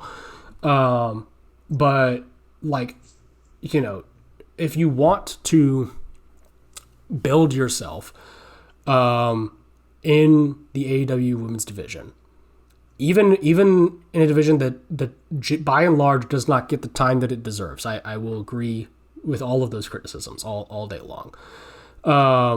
But if you are in this division and you're not taking active notes on Mercedes and trying to emulate what she does, I think you're wasting your fucking time, and I think that you should probably look elsewhere for your career. Like that, I think that's it. Like, she's showing you right now how this shit is done. And I will fully admit, part of that comes from the name that she built up in WWE. Yes. Part of it comes from the fact that she has a voice advocating for her backstage. Yes, absolutely. But you cannot disregard the just, I think, unquestionable skill that she has demonstrated in these performances. Hazuki is also incredible in this. I think that she had one of just the coolest escape reversal sequences with Mercedes towards the end, when they're really kind of getting desperate for it. And the exasperation from Mercedes that she's just not able to get this goddamn statement maker in on Hazuki, and finally end it. It felt very kind of in that big sort of I'm not going to say it's not King's Row, because they're not dropping each other on their heads, but the exhausting all of your options. How can I go bigger? How can I go more intense? It was great. Go out of your way to watch it. For me, it's my match of the week if you're going to watch anything. So 100%. So then, keeping in the vein of the women's side of the Owen Cup, we got Another Mile World video promo, pretty much explaining her kind of situation, how she got into it, the tragedy with her brother, and how she will be facing her former mentor, Athena. And I thought it was a good promo from Maya. She came across really confident too, and I think has a good head on her shoulders when it comes to this thing. So she is definitely a prospect that I'm excited to see how she develops in AEW coming out of this tournament. I think they would be crazy to not invest a lot more time into her. So then we had an in-ring promo, probably the most talked about thing on this whole Dynamite, which is I think pretty weird to me. But I mean, especially considering the phenomenal match that I had mentioned beforehand. But people just cannot help but talk about Will Ospreay for reasons as they may be. So old Billy Boy, he comes out and he's talking to Tony Schiavone, and he mentions that he got married over the week to his longtime other half, Alex Windsor. And within that, he did also mention that him and his wife had consensual intercourse. Yes. And some people thought that this was a bad thing that he should not have mentioned. Which, like, look, I will say a lot of people who have been saying that are female professional wrestling fans who like found it kind of gross because he phrased it in kind of a gross way. He's like, "I smashed her, mate." Yeah, I smashed her and then told her to clean herself up. I'm like, yeah, the way he phrased it was not good. I will. Absolutely not. Yes, and I do not blame any women watching that segment for being grossed out by how Ospreay said it, and by being kind of like getting the ick from Ospreay just generally because of it. I don't blame women for getting the ick over Ospreay for a whole number of reasons. Also, yeah, he is not a good dude. I think it has been pretty clear to see. I will say, really, he just comes across as like seriously, a real old school sort of blockhead. Yeah, I mean, he's just a fucking moron. He's fucking stupid. He's like a total, I don't want to be reductive, but he's like You were the dumbest person I've ever met, and I know Ospreay. That is a real tweet, and that is not a bit. Nuh-uh, he's fucking stupid, and he's like just a goofy high school jock type, very uninformed, very, very dumb, and hangs out with, pricks we've talked about, and actual genuine, pedophiles.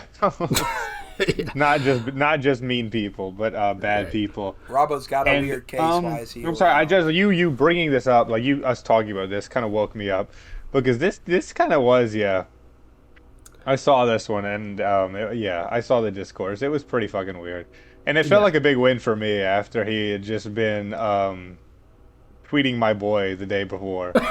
So I was like, moral victory. Yeah, any chance. I was talking about this with my boss, and I'm like, Ospreay's big week on Twitter. I was like, that's how I phrased it. Sure. But yeah, that's the other thing too. Also, he should if anybody in this world should not have a fucking Twitter account, is that guy. Yeah. Meanwhile, Stoogee's posting his wine tasting event. It's that meme of the one guy yelling with like the little brain, the other guy just like smirking. No, the Ospreay thing of it all, like, first of all, for anybody tweeting about it, it's like, especially for a lot of the female wrestling fans, like, I'm not gonna say anything if that made you feel a certain way, because that's it's demoralizing, but if male wrestling fans are fucking taking this opportunity, which I say if. I know for a fact that male wrestling fans are taking this opportunity to like dunk on women for having objections to this segment. I think that those guys can fucking walk into the ocean. Like take a big long think about yourself. Sleep with the fishes. What the fuck is wrong with you? I think that, like, obviously as a guy, whatever my opinion on this is what it is. I think that I don't think that this has been inconsistent with anything that Ospreay has said or presented himself in the as past, in his entire wrestling career, let alone his AEW run. I mean, sure. I think he's so, like, I get if this is kind of like, just over people's personal lines of taste and acceptability. I get that. That's totally cool. It's pretty bog standard. Like I've become desensitized to his vibe. Watching him do this stuff. It wasn't needed. I think he could have presented the exact same comment in a classier way, and it wouldn't have caused any problems, or people would have said, "Of course." But it's just one of those things. Like, ultimately, it's between him and his wife, and if Alex Winter's comfortable in that, then who cares? It's the way he said it that is what's causing a lot of this, which I agree is very like. It does sound sexist the way he said it. Like, it's not. Yeah, like, you're right, I guess, that, like, it doesn't mean that fucking Alex is, like, being abused or something insane like that. Right. But it's not. When you're on TV saying it, it's not just between you and your wife. Well, no, I mean, like, not at all. Not between, but I mean, like the comment that he makes, like, ultimately, she... This is how I see about it. Yeah, maybe, I mean, actually, he is pretty stupid, so I don't actually agree with this point that I was going to say, because I was like, well, maybe Windsor doesn't agree with it. But I don't know that I trust him to check in with her. Yeah, I was going to say, I was like, I feel like he wouldn't tweet about it if she wasn't comfortable. Then I'm like, well, he is an idiot. So, yeah.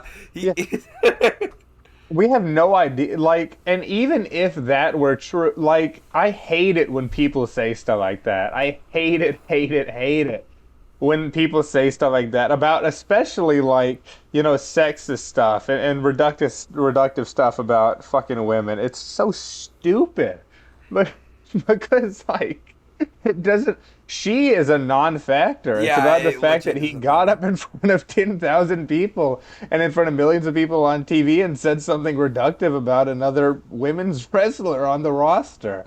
It makes all of the women look bad, and it casts, the wrestling business, which has historically been bad to women, It's like him saying that exists in the context of, like, a million other things, Like, you could say, like, it's just between him and her, but it's not. It's, he said it on the show. He didn't say it. It would be different if he tweeted something like that out, that's a personal thing. But he did go out, he said it during a promo on TV, the same night where they had, like you said, all these women's matches and segments. It's like... Which, like, that's ultimately my, as if you needed more reasons why he shouldn't have fucking, or at least not phrased this thing in the way that he did, or said it at all.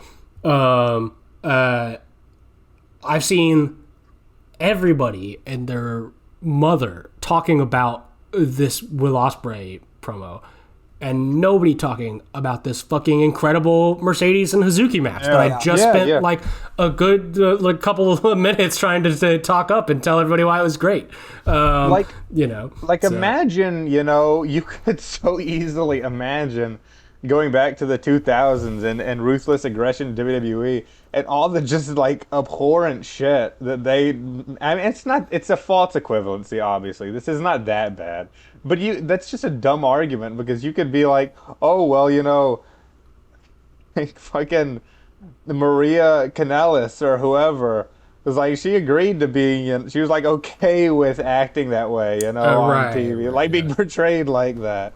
Going and doing the diva search shit. Like, they were all okay with it, so there's nothing wrong with it, but that's not the fucking way it works. Yeah. Yeah, the other thing, too, about it is, like, I think Catherine brought it up, is, like, MJF has done comments like this in the past, and it's like, that's still not good, but, like, it's at least from, like, a heel lens in a way, but like, Ospreay's supposed to be like the baby face in this scenario. It's supposed to be like a big, like, baby face, which is like the funniest thing. Everyone's like, oh, we're supposed to cheer this guy. Yeah, right. And like, that's where my point of, like, this is not inconsistent with how his character has been either. Like, I think he's always had, like, even as a babyface, this very kind of whatever, like, blokey, laddie kind of, a vibe to him. it just brings into focus the inconsistencies with how he is being positioned on the show versus what he as a character is saying and doing, and what him as a person is saying and doing, whatever. But which is it's funny leading into this segment, because especially like this, where it's like you would think it's supposed to be like the babyface thing. It's like doesn't come off as that, and then it had the segment with Swerve coming out. You know, they get into their little promo battle, and like one of the things was like Ospreay was like, you know, when I was getting attacked by the Death Riders at, you know, in the cage, you know, all these people. Yeah, where were you? Where were you? And then he's like, nah, I totally torn your meniscus and you had to go away. But where were you? Cause, I know. He gave a perfectly good explanation of it, right? And then he's like, because I would do anything for my brothers. And I'm like, I don't know, man, if that's true. Like, not everyone. Well, we've seen he very much will. He'll give them jobs when they don't deserve it. Yeah, it's true. But it's like, but my thing is like, also it's like maybe Swerve's good for not doing that. It's like maybe it is. Right. Like looking at maybe you're just kind of an asshole. Yeah, he's kind of a jerk. There's a lot to be around. He doesn't even let Swerve rebuttal. He smacks the mic out of his hand. I'm like, is this supposed to make Ospreay like look good? It just makes him look whiny, man. Like I just think ultimately, like you had 6 guys trying to get in there, like Swerve with a broken meniscus just to run down the apron of the ring to try to help you in a battle he had nothing against. Like he's already won this war. Like I think that was stupid. And you know, and of course like him being the hothead and you know throwing the blows and stuff like that, kind of leading this conversation that the Death Bears had to break up. Like, I ultimately, like, I thought it was a good promo battle for Swerve, but I don't feel like Ospreay came out looking good in the segment, like, at all. Well, I think if they, yeah, I think there is a way that they can pivot and maybe even lean into it, because you saw in the segment afterwards with him shoving Daniel Garcia up against a wall, and Mox coming in and was like, do you feel in control right now? Like, you know, you're letting these little things get under your skin, and it's affecting you when you're heading into what's going to be one of the biggest matches of your career.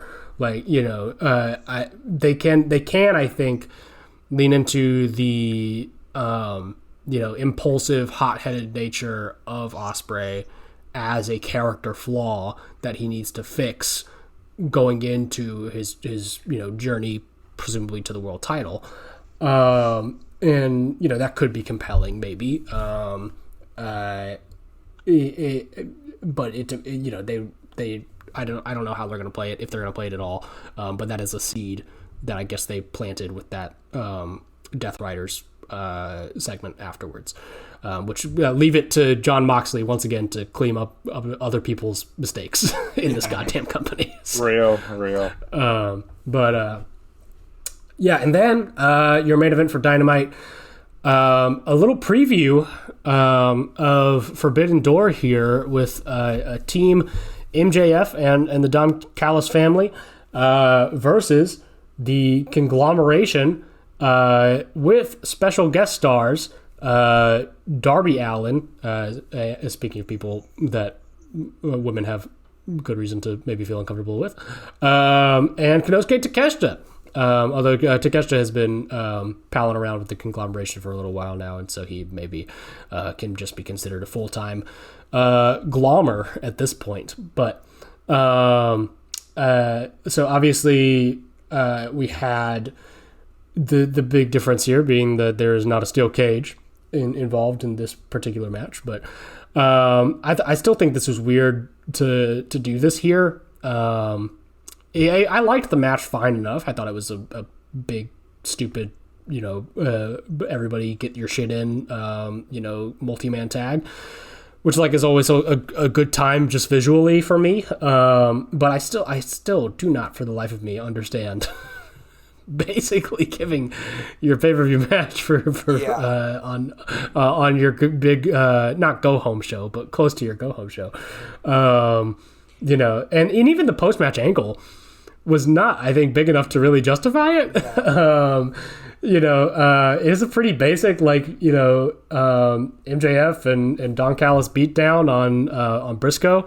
they did the little bit of dissension kind of thing with Max and Andrade. He's kind of like yelling at Andrade to pick up the battered corpse of Mark Briscoe to beat up more, and Andrade refuses at first, but then he gives in and he does it, which missed an opportunity to ask MJF how he knows that he will bring up Mark Briscoe's corpse, but and then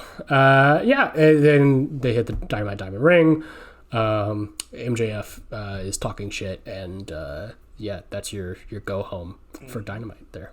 Yeah, it's fun. I agree, though. It's like the dumbest thing imaginable that like the big main event is a 12-man cage match. You're just gonna do the 12-man with the exact same participants 2 weeks before the pay-per-view. Like, the only reason it would ever make sense is if going into this week, which I hope does happen, because again, like, I know we've added a lot more sort of New Japan and some CMLL involvement, but again, it doesn't really feel like a Forbidden Door. It feels like AEW and Friends, and the Friends you've seen a bunch of times.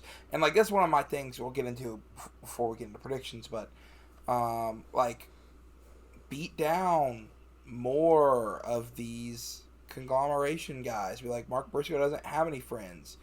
Beat up Roderick Strong. Beat up Kyle O'Reilly. Beat up Orange Cassidy.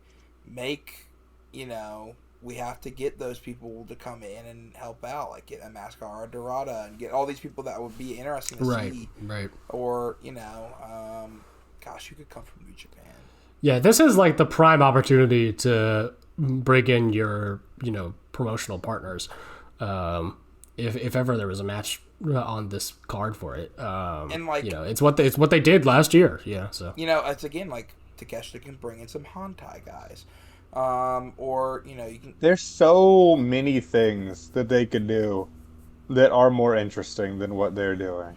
Yeah, for sure. That being said, I'm like, I would love more stuff, like, even if Gabe couldn't make it. Like, I'm excited about the Shota match. I like the idea of him getting into a little cross-promotion thing with the Death Riders. I even like the idea of modern Shota, like, possibly getting a match with Mox down the line. I hope that materializes. But it's like, and the Zagreus Kenny match is cool too, but it's just not, it's just not enough.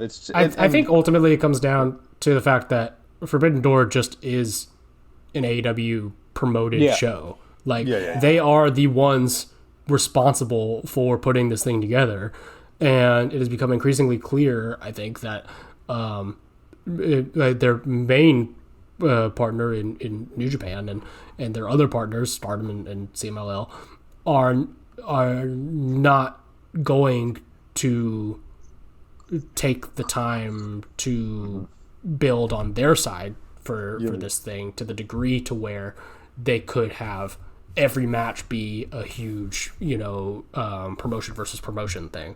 And so at that point, it's kind of, ball in AEW's court to just continue their stories. I gotcha. I think it's fair to sort of blame the whole crew instead of just blaming AEW, because you're right, everyone's sort of working together on this, and it makes sense, if New Japan's preoccupied with the G1, doesn't want to play ball, and if CMLL is always, weird about, like, they're a totally different kind of a beast. So, like, it makes sense that it would end up this way. To be honest, I mean, you're right. Even if they're promoting the whole show, like their regular pay-per-views with the same, producers and the same distribution, it's not like New Japan is really taking part in it in any way other than just letting their guys be booked. Right. Yeah. It is what it is. I mean, I'm only, like, shitting on it, like, because it's, it's that time of year. But I actually don't really, like, I've kind of made peace with the idea that this is just what this pay-per-view is this year. And I look forward to my 3 allotted matches as a Japanese wrestling fan. Yeah, I think everybody has kind of have set their expectations in much the same way at this point, Yeah. So I think the thing that's most... I'm sorry, Logan. I think the thing that's most annoying about it like, and the reason people kind of flip about it is that every year it's a stark reminder for the New Japan fans, at least, of like, because like every year, the guys that were the representation last year are just part of the roster. They're all year. just AEW guys. Yeah, like yeah, right. it's like, oh fuck. Like this year we've got, the fucking War Dogs match happening, when last year they were representation, and the year before that it was Ospreay, and it just happens. It just happens every single year. So it's like, Okada. And Gabe would probably be on this if it wasn't for the thing. And it's just like, all right. Yeah, that's my thing too. Is like, if just wait, we'll get Sonata eventually. Yeah, we'll get Sonata. If it's just like, the other promotions aren't doing anything, and so it's mainly an AEW show, we're gonna promote AEW. That's fine. I just hate the name, because the idea of it, again, like, I thought the first one was so much fun, even if it is thrown together. Again, like, I think Forbidden Door, you can throw in a couple just straight up AEW matches. That's fine. But, like, I think it should mostly be just, like, a PWG Mystery Vortex type show. And I know that's, maybe I'm speaking on my tail. Maybe that doesn't sell pay-per-views and stuff like that. But, like, again... It should be a Mystery Vortex with the matches all announced. Yeah, that's what I'm saying. But I'm saying, like, the idea of, like, you're just throwing people together. Like, yes, you should announce that before and get little builds, But, like, the thing is, like, AEW and... CMLL worked so well in the past year at, like, just, like, having people jump over back and forth. So it's like you could 100% do a Kevin Knight title defense against anybody on the CMLL roster. He's been working down there. Mm-hmm. And you could build that in CMLL while showing it on Dynamite or, like, Collision or stuff like that. Absolutely. At the same time, they had Fantasticomania on my AEW. Exactly.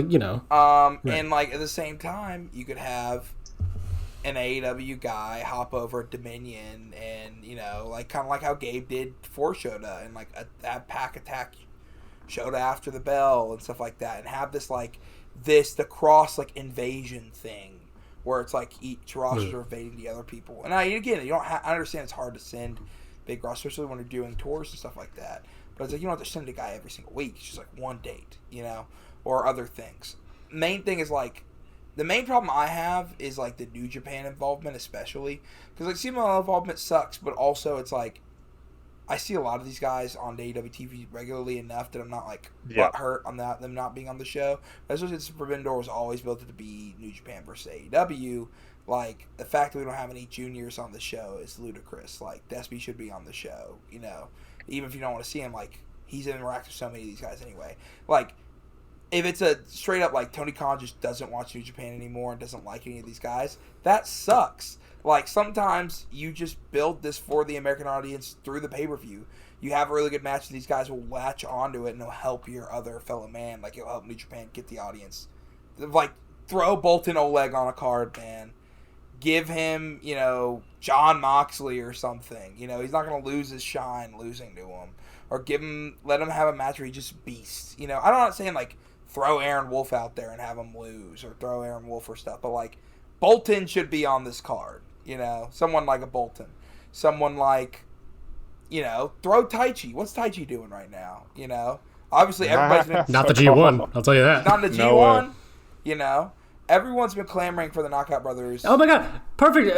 Taichi can avenge Big Tom. Exactly. Because they can have a Kyle took out team. Ishii. Yeah. That'd be awesome. That would be cool if they were in that instead of, like, the random... Shingo and Teton. Yeah, or just imagine if it was like Black Saints versus Edge and Christian. Probably a bad match. Sure. Why not? Yeah. Why not? That'd be fucking crazy. Like that they did the first year. Like the first year was so good when they had like FTR versus Cobb and stuff like that. And again, like you don't even have to throw Lei Suzuki gods. Let's not forget Lei Suzuki gods. Yeah. I don't know. It's like, again, like, I understand maybe these guys aren't as built in the American audience, but part of it is, like, sometimes, like, they do in sports, you have to have developmental years. And New Japan's audience, some of these wrestlers need a developmental year for the U.S. But, like, if you do that this year, maybe you don't get as big of people. Maybe the next year, though, people will buy into these guys, and they'll want to see them in the U.S. But when you just don't let them play ball at all, then it doesn't matter. you know. And maybe there are some guys like Tsuji or like FAW. I don't want to go to the U.S. and it's like that's fine. But there are some guys. Yeah, you don't have to book him. Yeah, you don't have to book him. There are some guys who I think would definitely come to a Forbidden Door. So I think Bolton would. I definitely think the Black Saints would. I think. I mean, at the end of the day, I mean, it's not like they can say no. That's true. Actually. Yeah, you're contracted. You can send anybody that you want. Right. They work for the company. And I understand, like, certain people, like, maybe you don't want to send Tsuji and the Knockout Brothers over there because you're worried about them getting taken away. That's fine. But, like, do we really care about Shota? Like, again, like, he's coming over. You know, like, there's certain, you know, but throw in the Heat Storm. He's known, but with the Joe Hendry bump. That's true.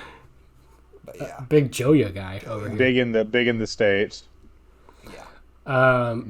Well, that concludes Dynamite, but that does not conclude our AEW weekly television discussion because, fellas, it's a Collision Minute. Dude. I can't do that. Beep-a-doop, beep-a-doop, boop, boop, boop. Thanks. I don't know why it went down as I continue. That makes it feel kind of sad. But, is because I was the only one who watched the A show today. The A show opened up with a match between the Young Bucks and Jungle Jack Perry versus the Lethal Twist of the team of Blake Christian, Big Shotty, Lee Johnson, and Jay Lethal.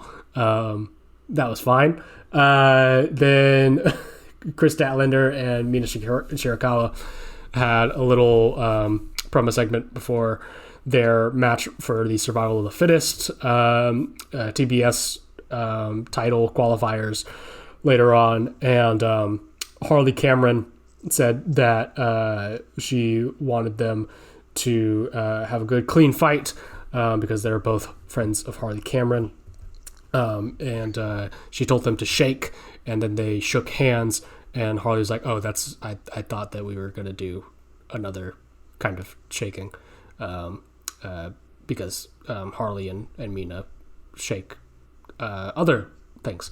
Anyways, so then we had another promo with Hikaru Shida doing her thing for the TBS title.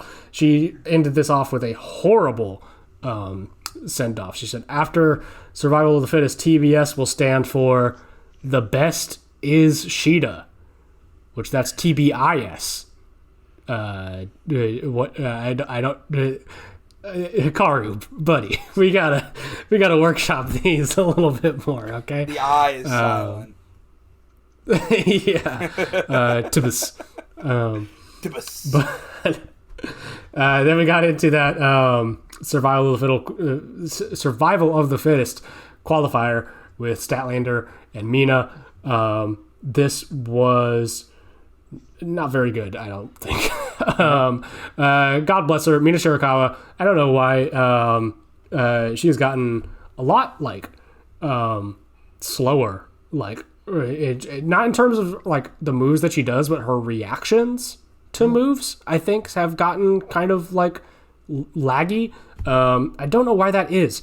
I remember not even like a couple months after she first got on AEW with like the Toni Storm and Mariah May thing, thinking that she was like a really sharp, like, good, like not anything crazy or whatever, but like a good solid, TV wrestler.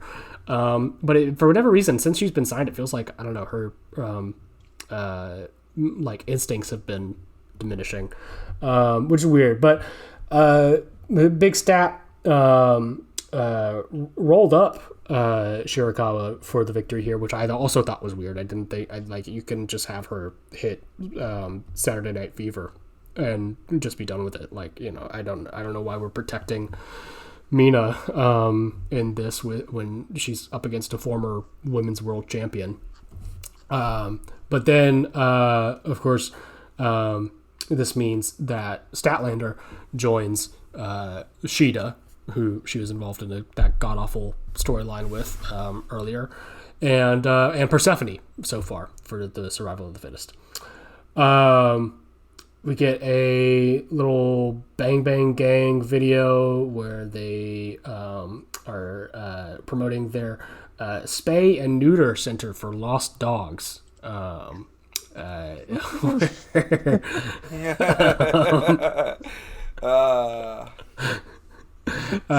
did not hear about that before. That's pretty funny. Yeah, where Dr. Juice Robinson can finally take care of strays like David Finley and Clark Connors. So, then God bless him, Jungle Jack Perry calls out Zack Sabre Jr. for a match on Dynamite. Yeah. He said when he went to Japan, because he's in the house. When he first went over to Japan, Zack Sabre Jr. was one of the few people who was actually nice to him, and he would like take him out to bars and shit. And so now he wants to repay the favor and have a match with him, and then go out after and pay for his bar tab as the winner because whatever. So good luck to Jungle Jack Perry against CSJ. The Hurt Syndicate came out and squashed two guys who, quite frankly, one of these dudes, I forget which one, tried to, I think, legit step up to Bob Lash, and that was a mistake. I don't think he should have done that. So then afterwards they said that they're not going after, basically they're not really concerned about the tag titles or getting involved in anybody's business or anything, but whoever is going to offer them the most cash, that's who they'll beat up. So they lead the crowd in the chants of "We hurt people." So big moment here up next for little 11-year-old Cooper Prater, because certified goat of this shit, Matt Sydal, is back in AEW. However, because it's Collision, all good things must come with an asterisk. He is coming back to join Skyflight, my favorite faction. So hopefully he kicks Dante Martin in the balls or something, and gets out of there. Why does his hair look like that now? Yeah, I don't know what the fuck happened to Dante Martin in the time since I saw him last, but he got a shit haircut. I don't know. God damn, he's got a you got TV money. You can't get a better barber than that. Come on, Dante.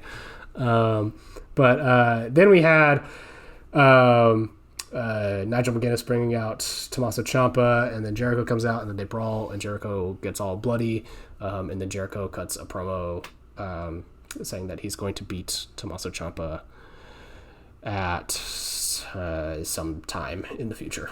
So, it's in Clearwater, I guess, in July. Hashtag you are not making Forbidden Door. No, that is not making Forbidden Door, brother. Shota Umino accepts the match with Pac for Forbidden Door. We played a little bit from the Blue Justice Yuji Nagata produce show that he was on, where he formally accepted the challenge. And then Goat Alert. Goat spotted. El Rey de Plata y Oro took some time to bless this Houston crowd with some goddamn lucha libre against Dante Martin. Oh yeah, Skyflight, big dog. And he fucking emoted so hard that he forgot to land his fucking swanton bomb onto Dante. It was fucking hilarious. But don't you worry, because he did get a he didn't even hit Labistia. He pinned him with a fucking Spanish fly. So it was light work for the goat of this shit, El Rey de Plata y Oro, Mystico. Mystico is like the best. He's like a kata where either you're getting like, yeah, this is the best wrestler in the world, or it's just straight up BS, and there's no in between. Yeah. Like, he's just there to mess around and pop the crowd and do crazy emotes and phone it in, and it's awesome. It's still awesome. So I will say this is the one time because like I said, they were in Houston. This was the one time that you could actively hear people singing along to Membuero in an AEW crowd. So thank God for that, at least.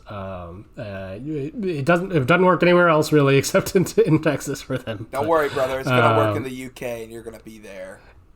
It's gonna work on me. I'll tell you that. I don't know like, those it was like other. Me and you were the only ones to say Kaze Nina Ray. Exactly. That's exactly what it's gonna be. Yeah. But anyways, I'm going to skip over a whole bunch of other shit that doesn't matter because enemy of the show, Adam Priest, took on the technical wizard, Zack Sabre Jr. This was fun, man. Oh, did he get stretched? Yeah, he got stretched. He tapped. He got stretched the fuck out. I like this match. Okay. That is a member of the Hossland Wrestling Association right there. You gotta respect it. That. Sure is. That's our jobber, sure brother. Cooper's gonna book my terrorist promotion and make him champion just to spite me. I will say, unsurprisingly, of course, Joseph Monticello did put this on his matches of the year list because he just can't help himself.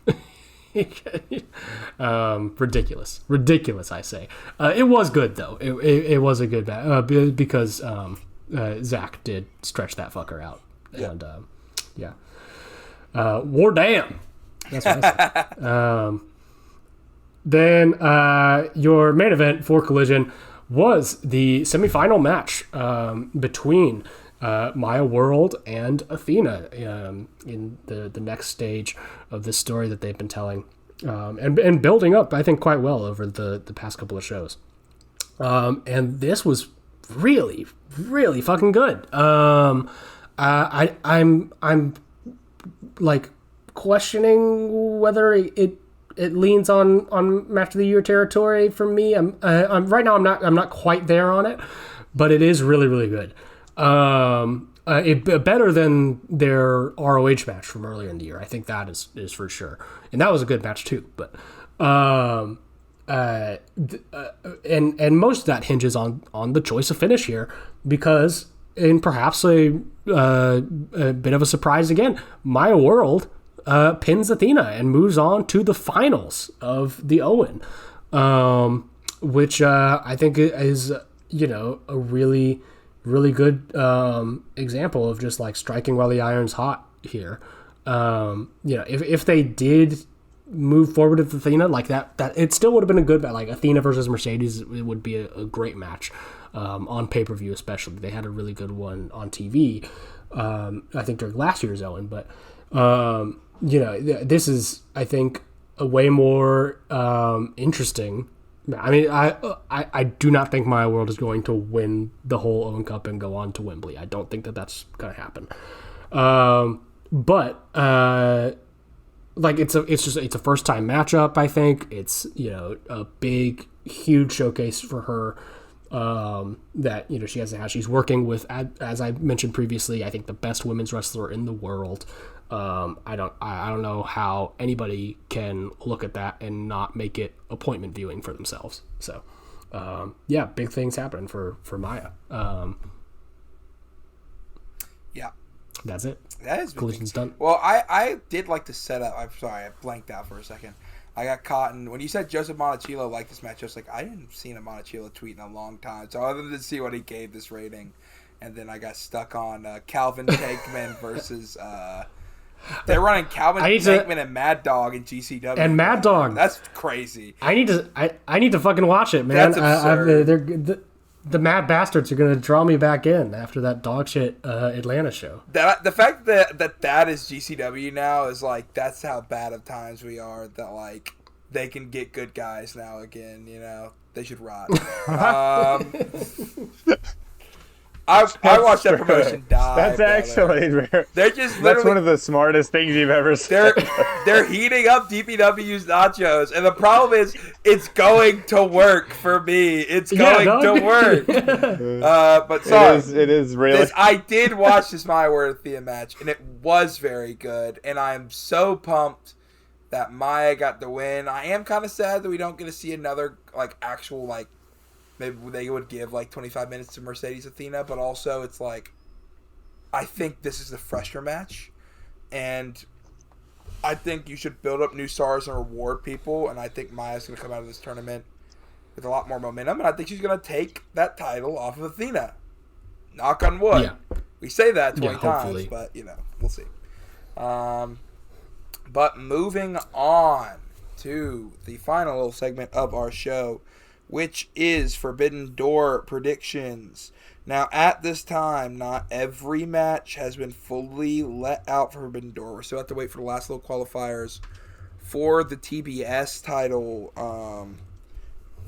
to come out. So we'll just like pick your poison. You can, if you want to pick whoever wins. We don't have to pick who wins the qualifiers, but you can just pick one person. You know, who you think. But we do have at least 10 matches so far, and God knows they'll probably end up adding another one because Tony. But to go from the start, we have Divine Dominion, Megan Cross. That's on the pre-show. Is it? Yeah, okay. That's gonna be on 0 hour. You don't want to predict that? We're not. No. Champ's decision. Champ said, I do not need an extra match for me to lose. But in one of the few like actual Forbidden Door type matches, Olympia from CMLL is teaming with Thunder Rosa versus Bane and Cross. But the first good pick of teammate for Thunder Rosa. I saw people fretting in between Thunder Rosa's promo on Collision and the actual announcement, that people were afraid that it was going to be Tessa, which is not fucking happening. Dude, oh my. That would be brutal. Yeah. Cope and Cage versus the Darks. It's got to be Cope and Cage. Hey, how dare you disrespect the champion's advantage, fuckers? Yeah, it's going to be Cope and Cage. You want to pick first? I thought you want to pick last. That's the whole point of like Champ's advantage. Because then you get to see what we pick. No, I pick first because then all of you have to base your decisions off of my bullshit instead of the other way around. Okay. All right. I like to pick last when I'm the champ, because then I know if I want to, I can just tie. I don't actually care. I don't give a shit. It's fine. Well, either way, I'm also sadly going with Cope and Cage. All right, and a 3-way tag team match: Das Young Bucks versus L Sky Team versus Unbound Co. Cooper, who do you have and why? This ended up on the main show. It says on Wikipedia. Yeah, I think this is set for the main card. This is, I think, actually maybe one of the more unpredictable matches of the night, because the winner doesn't matter. Yeah. So it doesn't matter at all. Yeah, they could go kind of anyway. You know what? Fuck it. I'll throw my home promotion, New Japan Pro Wrestling, a bone here, and I'll say that the Unbound Company that gets the win. Out of the 3 options, that's probably the worst one. Is Shingo getting another win? But Teton's goated. That's funny because I thought that I was hoping that we would all sort of, like Logan would pick AEW and then Cooper would pick Mystico and I would pick Unbound Co. Yeah. But I guess for the sake of breaking off from the group, and I don't care about Teton and Shingo all that much, I'm going to go with El Sky Team, actually. So maybe we can do all three. Well, I'm glad to say I think the Bucks are getting that Wembley match against Cope and Cage, and I was going to take the Bucks to build some momentum. Though El Sky Team is like who I think might actually sleeper right there. I don't think Unboundco has a shot in hell. I just think we need another team, brother. John Moxley versus Bandito. Cooper, who do you have and why? It's a tough one, but I think I'm going to give it to Jonathan Moxington, actually, for this. I know that's crazy. I if you can believe such a thing, but I think he's going to beat Bandito pretty handedly. Yeah, big Mox. Yeah, I gotta imagine Mox is taking this one too. It doesn't feel really like someone he's going to be losing to. I will say I do think Mox is going to win this. There is like a 10% chance in the back of my mind, though I feel like if he's going to lose, this title is going to lose it at Wembley, because I feel like Ospreay's going to win and Mox is immediately going to turn heel on him and gun for the world championship. But maybe I'm wrong.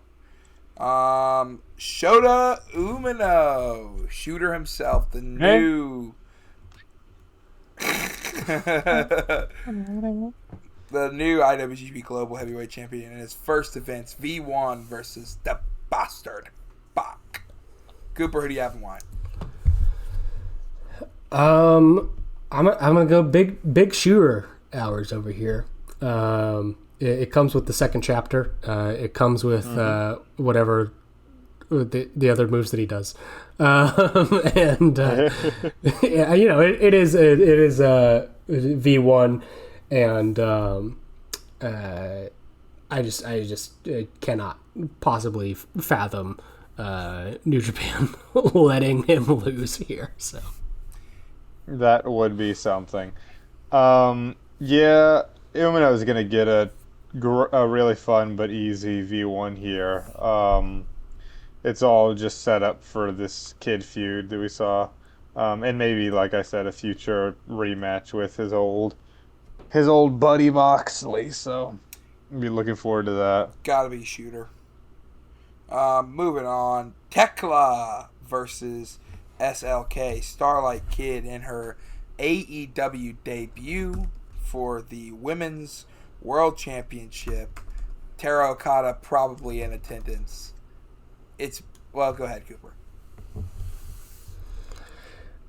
Toxic. It's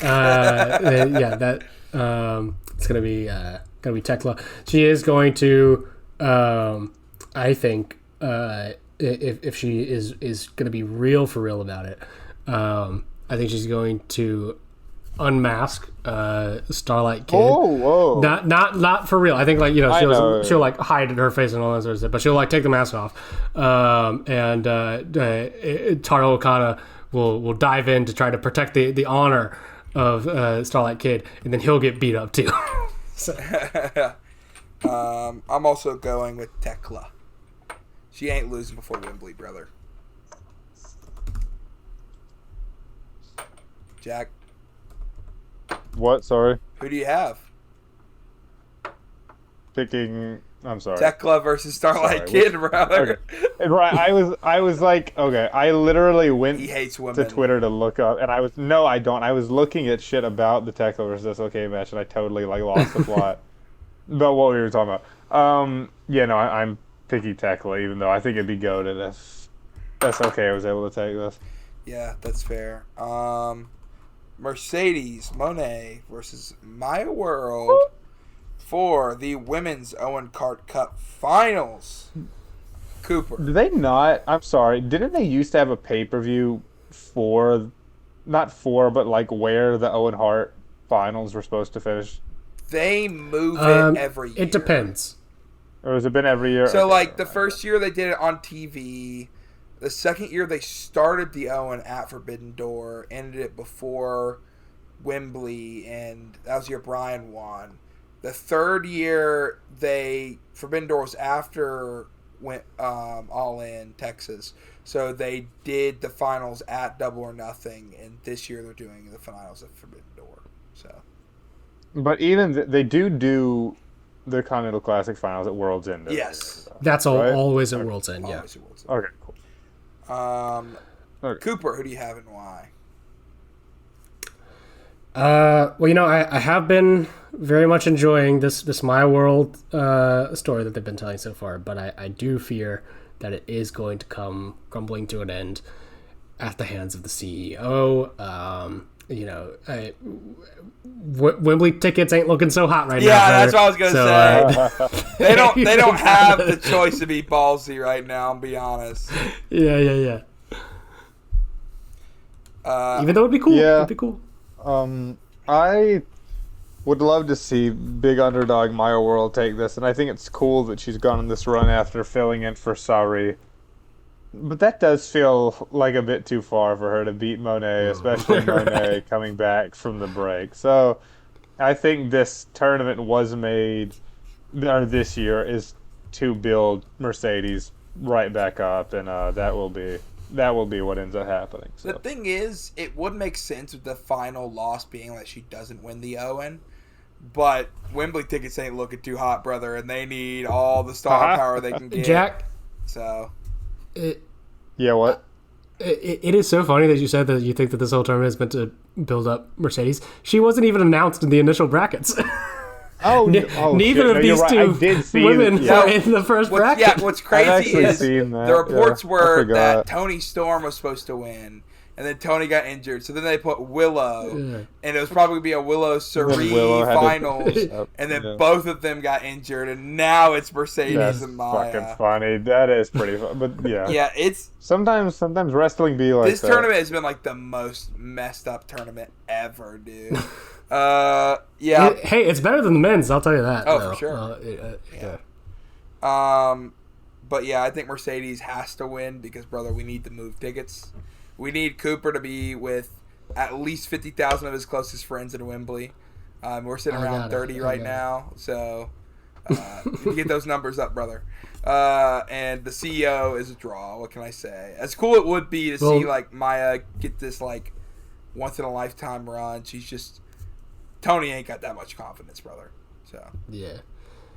We'll all be singing "Don't Look Back in Anger" after Mercedes I don't know beats Tekla or some shit, and She's like gonna have Tyson Fury and Drew McIntyre. she's gonna have Liam and Noel play her out. Yeah, that's right. They'll get together again just for that. The power of the CEO. What if actually she had the Mountain Goats play "Song for Sasha Banks" for her entrance? Eh? That'd actually be funny. Yeah. But yeah, no. Moving on. Kenny Omega, Zack Sabre Jr. for a match that means absolutely nothing. Cooper, who do you have and why? Well, who am I kidding? It's Kenny Omega's winning this Yeah, match. Yeah, it's not even particularly really close. Kenny is going to be built up to, I think probably take the title at Redemption, probably defend it at Wembley. As fun as this match will be, and as great as a performance as I'm sure that Zack Sabre Jr. will give, as he always does for these, little highlight spots that he does for AEW every year, he ultimately is just going to be accolade for Kenny to step up into the world title scene. Yeah. Yeah. This sucks because I would love, for it this is another thing that kind of is boring about Forbidden Door is that we end up with a lot of these really obvious matches. There'll be great matches and fun pairings, but you're right. There's no way that Zach's gonna win this match with what Omega has going on over there. It's like you can clearly tell which side is picking their people, to be a good but easy loss. So yeah, I've got to pick Omega, even if I wish that there was more of a chance that the Windy Man could come out with the dub. Yeah, it's going to be Kenny. Will Ospreay, Swerve Strickland. Swerve Strickland, sorry. The mouth gets tired after 2.5 hours of podcasting. In the Men's Owen Cup Final for the World Championship match at All In, Cooper, who do you have and why? Come on, man. do I gotta say it? No. Yeah. Well, Billy Boy is gonna probably win this. He's probably gonna go on Wembley, because gotta get that 50,000. Billy Goat, it's coming home. Yeah, Will's taking it and he's going all the way to London. That brother's tweeting because he knows there is nothing except for injury barring him from getting this moment at Wembley. That is another. I wanted to say it. Then I'll say it real quick here while we're going through this. Like, that's another thing that's funny about the Ospreay thing is how many people have him earmarked as, like, obviously after this year he'll just be the undisputed face of AEW, and it's like, is this really the guy you want? I'm not saying he's a face. Is this real? He'll definitely win the title though at Wembley. He's definitely winning the title at Wembley. Yeah, and then he's going to be murdered by his old friend Kyle. But moving on to the main event, Team Briscoe, which is Mark Briscoe, OC Orange Cassidy, Roderick Strong, Kyle O'Reilly, Konosuke Takeshita, Mr. Triple Contract, and Darby Allin versus MJF and the Don Callis family, consisting of DCF members The Jet, Kevin Knight, the Protostar, Kyle Fletcher, say his name, Jake Doyle, the Rainmaker, Kazuchika Okada, and Andrade El Idolo, the real Latino man, and the purveyor of the DM. Who do you have and why? In a steel cage. In a steel cage, yeah. It is funny that I think this and the three-way tag are going to be what these predictions really hinge on. I think these are probably the two most unpredictable ones of the night, and I am going to go with Team MJF. I think that for one, there's going to be a lot from how I've got my predictions lined up so far. This is going to be a very face-heavy show in terms of wins here. We got, I say faces. Some of these are two faces going against each other, but even then, like the AEW one being treated, I think is kind of like the home player. But we have Cage and Cope winning the tag titles. Shooter defending his belt against Pac. Kenny going up. Ospreay going over. So I think we can even things out with another heel win. And I think that, yes, you could give Briscoe a TV defense, and that would probably be good, and people would be into it. Or they can use this to heat up the redemption title defense, presumably against Kenny. Maybe if Briscoe getting slighted in this match gives him motivation to maybe get behind Kenny's odds to take the belt off of Max, something like that. I think they are just gonna end things on a downer, but a downer that will maybe progress stories. Jack? Yeah, I'm gonna go in the opposite direction here. Actually, I think maybe they're gonna give MJF and the Callis family a little swift kick in the ass here, and Mark Briscoe walks away with one over on MJF. I am the most split probably here, because on one end, I think these type of matches are meant for like the babyface team to win, but I'm so set on Kenny winning at Redemption that picking Briscoe's team here, like, he's just going to have a TD title defense. I feel like, if anything, they would put it on a pay-per-view to even, like, give. So for that reason, and also, if I pick, I think I'm going to pick Team MJF. I think they'll go on the pre-main event, and Ospreay and Swerve will main event, like kind of like they did at Double or Nothing last year with the men's Owen, and send the crowd home happy, and then they'll have the big kind of explosion. I feel like it's just too early for DCF to really be like going against each other, even with Ascension, and especially it's favoring them for the cage. You know, I don't know. Jake Doyle destroys everybody, and he's the most over man ever. That's my prediction. But with that being said, I don't feel good about that at all. I don't. I feel good about my Bucks prediction, but I thought we were all going to pick, like, Team Briscoe. And then when you picked that, I'm like, okay, well, then I was, like, split on. I was like, I'll go MJF. When Jack picks Briscoe, that means either I win. You got to break it. Yeah, I win, or Jack, if he can get, it may be a tie between me and him. That'd be fun. Unless Unbound Co. wins that first match, brother. It's coming home. It's coming home. Wildfire. Wildfire. Whoa, whoa, whoa, whoa. With that being said, it's time to hit that outro.